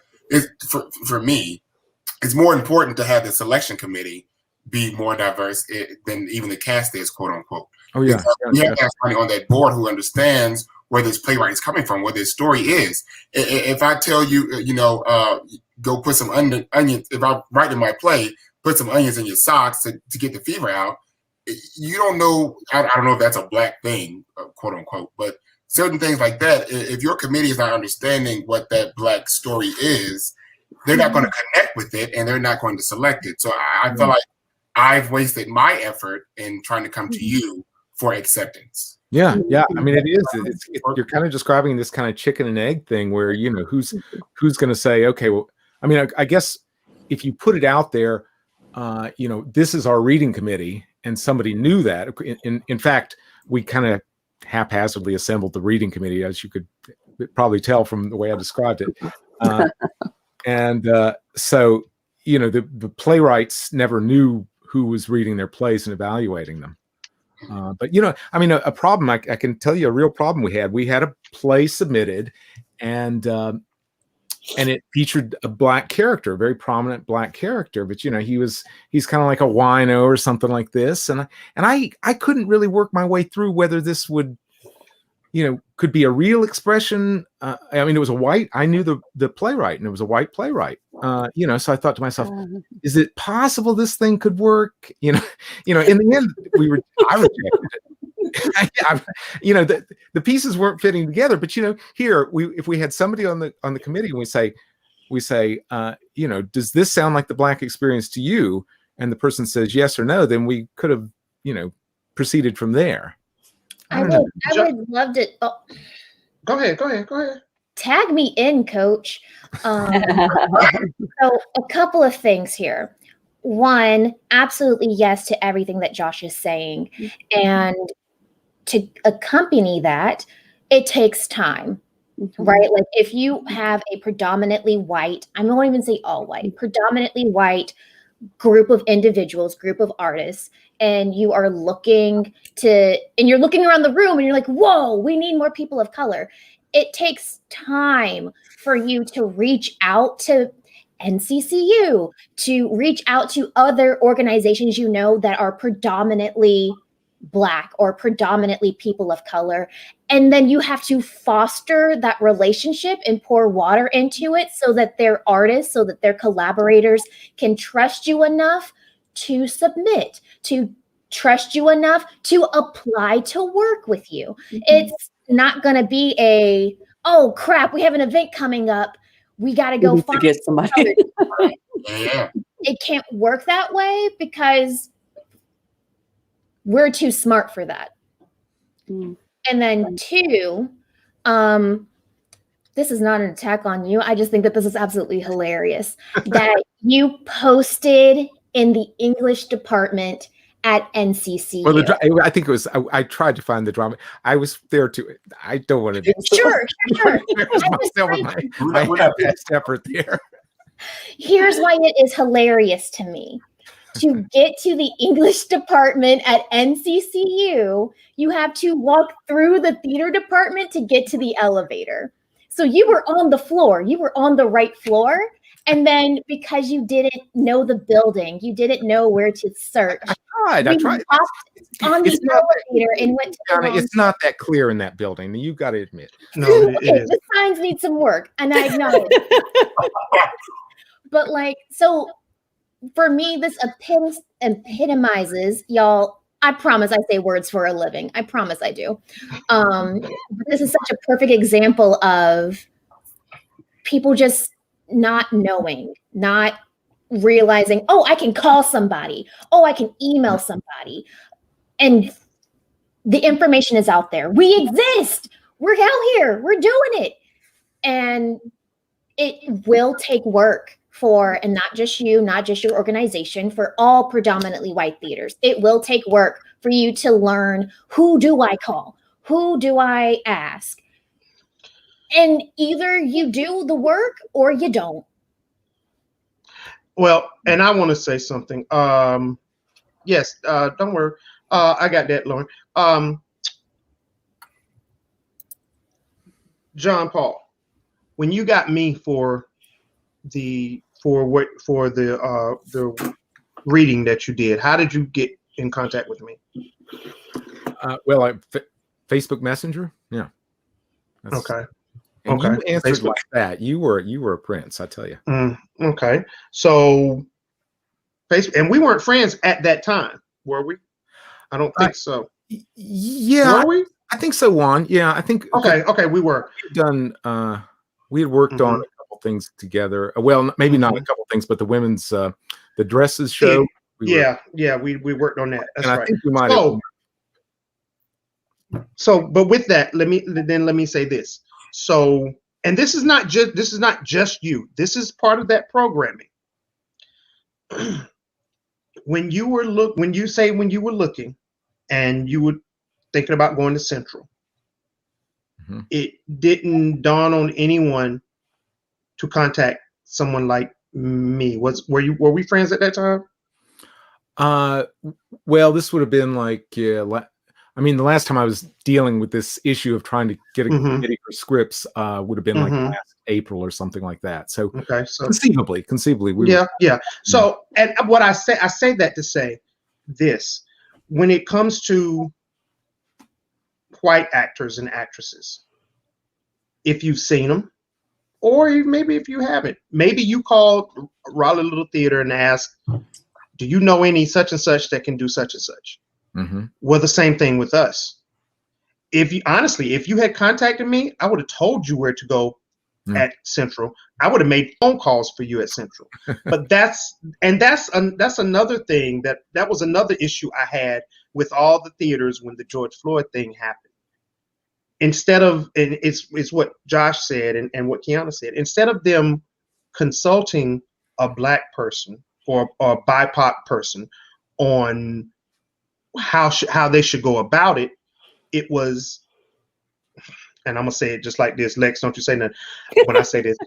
It was, I'm gonna be Captain Saberho, and no one was consulted, and that happens a lot. That's one of the things that kind of upsets us.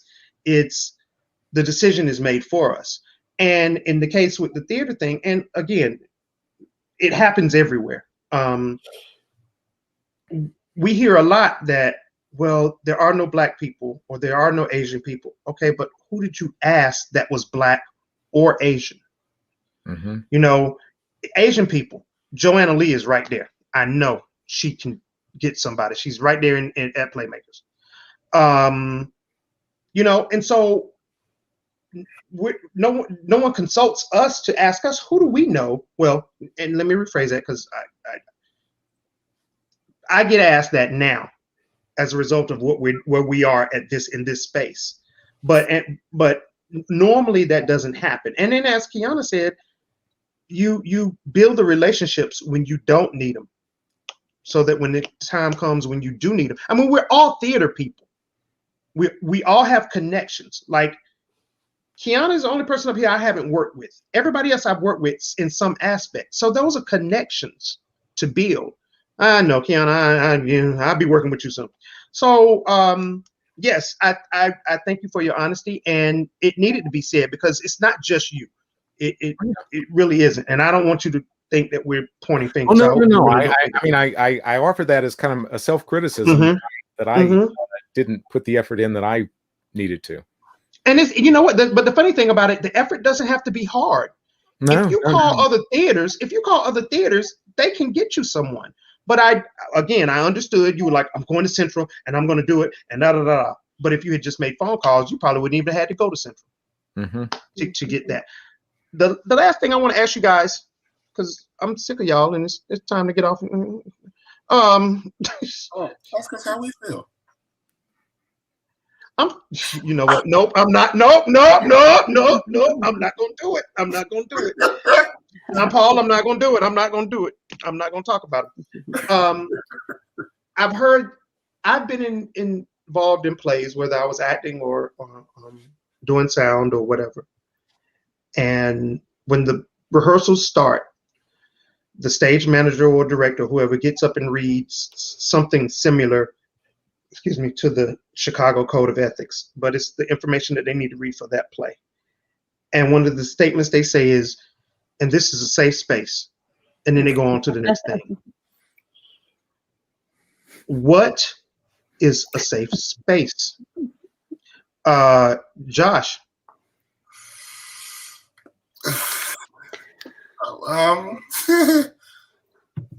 And you know what? If you don't have an answer, I'm fine with it, because I want everyone to tell me. That's like asking someone, what is love? I think it's an individual thing, because my level of safety may not be your level of safety. Right. So to make a general statement like that, I understand the idea of it and the practice of it, but the follow through, I'm not necessarily sure, how effective that is. That's good. Okay, thank you, John Paul. With that being said, then should I feel safe from just that statement? Right. It's only, I mean, this is the weird thing about theater. We in normal times, we get this room and we bring these people in it that we don't really know, and they don't really know each other. So it just takes one person to make it unsafe, and it could be more than one person, but it happens all the time. You bring these people together, and there's somebody that just is, maybe his hands are not in the right place, or he makes a comment. It's just some individual that turns a safe space into an unsafe space. And so that's why I think that this theater, the Chicago's theater standards are a real nice thing, that suddenly we say, okay, you've got some procedure for saying more than just, we're going to be safe. You got this thing that says, if you feel unsafe, start taking these steps. And so I as I say, I endorse this set of procedures. Okay, Kiana, and I'm staying on this. Kiana, I'm a new actor, and I don't know the Chicago Code of Ethics. So when the stage manager reads it, as I said, she or he says, this is a safe space, and they move on to the next thing. As a brand new actor, what am I supposed to think? Because I don't know anything about the Chicago Code of Ethics. This is my first play. So, yeah, go ahead. My first thought is, and again, Kiana just saying stuff now. My first thought is, okay, this is a safe space. I want someone in the cast to shout out, bet how, right? Challenge it. You're saying it's a safe space. I should be safe enough to challenge that statement. If you're talking about at its core. But if you are a new actor and you come up to me on the side in the wings and you're like, hey, what was that? I would give you the advice, look it up, read it for yourself so that you know what the actual material is. And that way you're educated enough to hold them accountable. So that we're all educated on what it is that they're saying, they endorse, and ensuring that they are being held accountable. And does that mean you got to test it out sometimes? Sure, do it. Yeah. I feel uncomfortable because of X, Y, and Z. How does your stage manager react? How does your director react? And I would love to also pause here and say there are still plenty of theaters who practice the Chicago Code, and none of their performers feel comfortable enough following those procedures because they are still scared of the ramifications of speaking up. Right. And it's performative. That's a thing, and not enough people are saying it because look, it's the Chicago Code. No. Just a piece of paper. We have the piece of paper here. Lex, again, I heard the phrase, I heard the sentence, this is a safe space, and then they moved on. I don't feel comfortable enough to go to Kiana and ask her for her advice on what this is. Now, they have explained everything else about everything I'm supposed to do. I need to be there at a certain time. I need to be ready at this. I need to do this. I need to do that. I need to do this. I need to do that. And this is every actor that they're talking to and every production person they're talking to. But all they said was this, and this is a safe space. And you also need to da da da da da da da da da da. But I don't feel comfortable going to anybody. And I'm like, what is a safe space? Does that mean that the lights won't fall on me? Does that mean that the chairs are bolted in the ground so I don't have to worry about them messing with me? Is it talking about other people? Are there people here who might touch me wrong, or what is a safe space? I don't get it, but I don't open my mouth to say anything. So I think that it is important for leaders to lead from the front.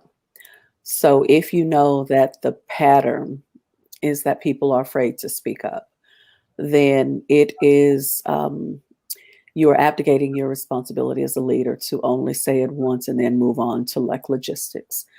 If it is genuinely a core value of your theater company, of your production, you find other ways to communicate that. You put together practices and opportunities for people to, to be able to have their, to really feel safe. And I think that that becomes a thing, even, whether they actually ever come to you with an issue or not. When you kept hitting, they only mention it once and then they go on to the logistics. That to me says, okay, they're not really serious about it. They're just kind of covering the bases. So lead from the front. If it is indeed a core value that this is a safe space, and you have to hit that as the leader, and from several responsibilities. And unless you're doing children's theater, it is responsible for adults to recognize that well-behaved people rarely change history. We're not pioneers in entering difficult spaces. We're not pioneers in entering spaces where we expect one thing to happen and, something else. In order for us to really live into just our highest good, which is serving the common good, then it is what Josh said earlier. I see something wrong, I speak up. We've got to make that, it is what we must do. I feel like the whole act of being a part of any aspect of the theater is it's a labor of love. It's a labor of intentionality. There are so many important things that come out of theater, and we cannot soil the work by being cowards. I say cowards, meaning you know that there's something wrong. It could be that everything is going to work out in your favor. It could be that when you speak up, you say the thing that everybody else has been waiting. You say the thing that genuinely creates the safe space. But if you go into it saying, I'm only going to protect me and mine, which means that I must be silent, then it is not a safe space. It's a transactional space. There's a guy, and then I'm done. There's a guy, I think it was in 1965. He was the manager of a motor lodge in one of the southern cities, and he is. There's this iconic picture of him having a group of interracial swimmers swimming in his swimming pool, and he pours. There's a picture of him, an iconic picture of him pouring acid in the pool, and there's a camera that's taking the picture, and then you see the swimmers like trying to race to get out of the pool.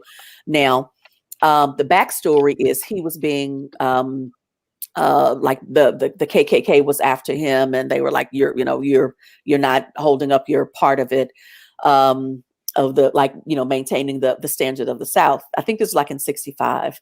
Well, the sad thing is that man lived 42 years to realize that he was this iconic, jackass, and that was not really who he was, allegedly. That's the story that people told for 42 years. It would only be a few years after that interracial swimming would be a thing, and now and eventually be like a nothing burger. But he is on camera. He is the witness of what it looks like for a white person to be so against interracial swimming that he pours acid into the pool. Now, the other thing too is that the acid that he poured into the pool was not going to harm anyone. But when you do that act, it looks like you're being bullying, like you're bullying in that activity. And one of the white swimmers was like, "Hey, y'all, we're good," and he drinks from that pool water as proof that it's okay. My point is, he went 42 years being this iconic representation of stupidity, when apparently that was not who he is. What if he had just not done anything? What if he had said, all swimmers matter? He would have had a very different legacy for 42 years.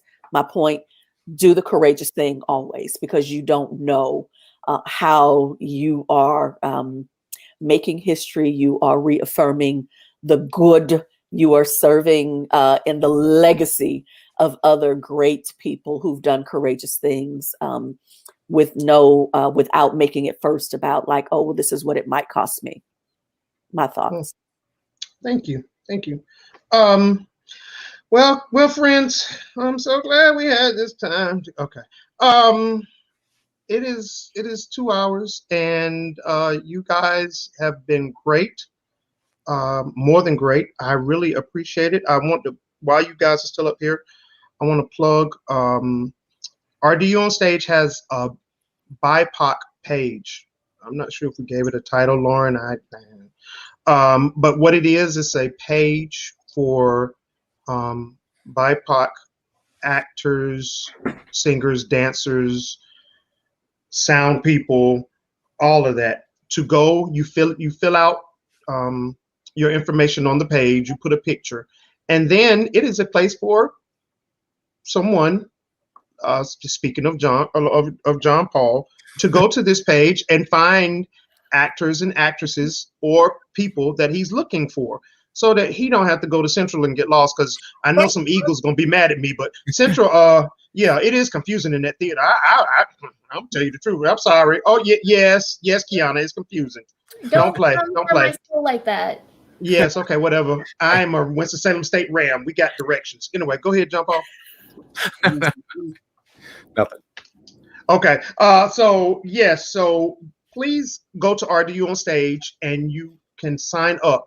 It's nothing. You don't pay anything. It's just a profile page for you as a BIPOC theater person to get your stuff out there. And the theaters and people who are looking for talent can go to that page and see your picture and see your qualifications, if you can sing, if you can dance, if you can do whatever. So go and fill that out. I was trying to see if I had something else. I don't think I do. I think that's it. Whatever it is, I'll probably think of it as soon as we get off. Oh, I know what it is. If anyone, leave that RD on stage up there, Lauren. And also, I want to share a picture. So let me have control, like Janet Jackson. Okay. It's 9:30, y'all. I get delirious. If anyone out there watching wants to be on Torn, then send us something at either RDUonstage or .com or the RDU on Stage Facebook page or the RDU on Stage Torn Facebook page, and let us know that you want to be on Torn and you want to speak and you want to talk.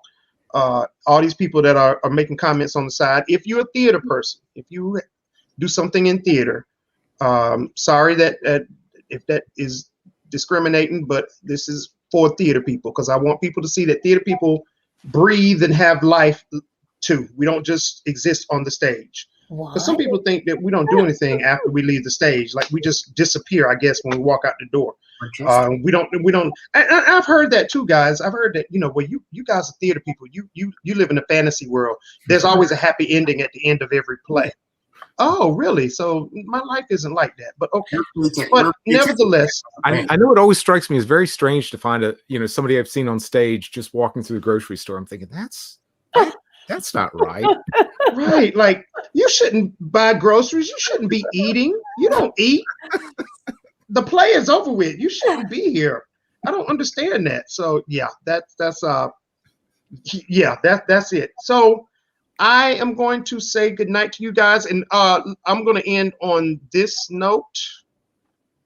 Lauren, if you can, that is the picture you were talking about? That is the picture she's talking about. And that gentleman has SoCal has a bottle of Clorox. And that's what everyone thought. Okay. Yeah, they thought it was acid, or it was something. Acid. Acid. It was acid. Clorox acid, one of them. So I will stop sharing. Again, thank you guys. Hayden had some internet problems, and so he didn't just leave on us. He had some internet problems. But very interesting conversation, and I hope that people watching got something out of it. As usual, Torn is informal. and we keep it real. We speak what's on our minds because, as Lex said, that's when you learn something. When you're trying to pretty everything up, you don't learn a thing. But when you can just be honest about it and not be concerned. And if anybody is watching that wants to be on tour and it's in theater, if you are afraid that theaters will blacklist you, please let me know, because that's not cool either. And that should not be happening. But as I said, all right, it's time for me to go get some rice and roll up my hair. And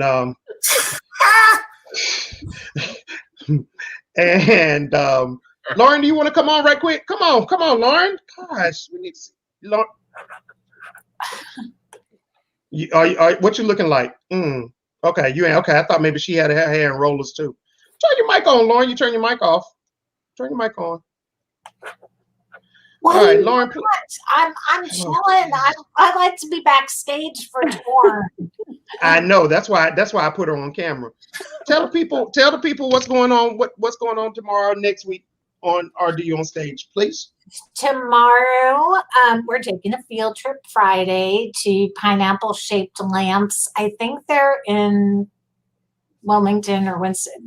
They're not local, but we're going to be checking in with them to see what they are up to. They're doing a comedy sketch show, and so we'll be checking out with them. I'm very excited. Next week I will be hanging out with Carlita Victoria on Wednesday night. She has an organization called Darkness Rising, which focuses on mental health for Black and Brown theater people. So I think that's going to be really great conversation. I'm excited to talk to her. And Thursday night, I think it's Thursday night, I'll be with Jesse, Patrick Torres, and David Henderson talking about The Number at Raleigh Little Theater. And I'm just going to put out a little plug, Alexis, because now you are part of the RDU on Stage family. Next month, Alexis is going to be launching her show on RDU on Stage, and I am so excited about it. So keep an eye out. Yay! Can we say what it's called? Because the name. Yes. Tell us what it's called, Lex. So it's called Boots, Crocs, and Prada. There are multiple ways of getting there. Will you do it, functionally as boots, comfortably as Crocs, or stylish like Prada? So it is #creative spirituality. And it will air 11 a.m. on Sundays. And will go till 11:30, and it will feature creatives basically talking about their creative journey and how there are, again, multiple ways for us to describe different aspects of the journey. So, it's a little niche. So, but I'm excited. And since we do, I'm so excited about this, Alexis. I'm so excited that you and I are going to be working together. And if you haven't, listen to the podcast this week. Brian Westbrook and I had a really candid conversation about addiction and recovery and storytelling. And it's really, I'm so grateful that he opened up about his journey. And so check out the podcast, RDU on Stage, on Apple, Spotify, everywhere podcasts are. Okay, good deal. Yes. Yay! All right. Yes. Well, guys, again, thank you so much. I will be seeing you on the big screen. I'm talking about the one we're looking at right now, virtually, because we're gonna. I still think we're gonna be in this for the rest of this year. I think it's gonna be next year before people are comfortable enough to sit in the theater beside somebody. Issue is the comfortability of the audience. That's it. It's not the people on stage. It's the audience that I think still may have some concern. But hey, prove me wrong. That'll make me happy too. Can't go wrong either way. So, but all right, guys, have a wonderful night. Thank you so much, and we'll be seeing. We'll talk. Yeah, that's it. We'll talk.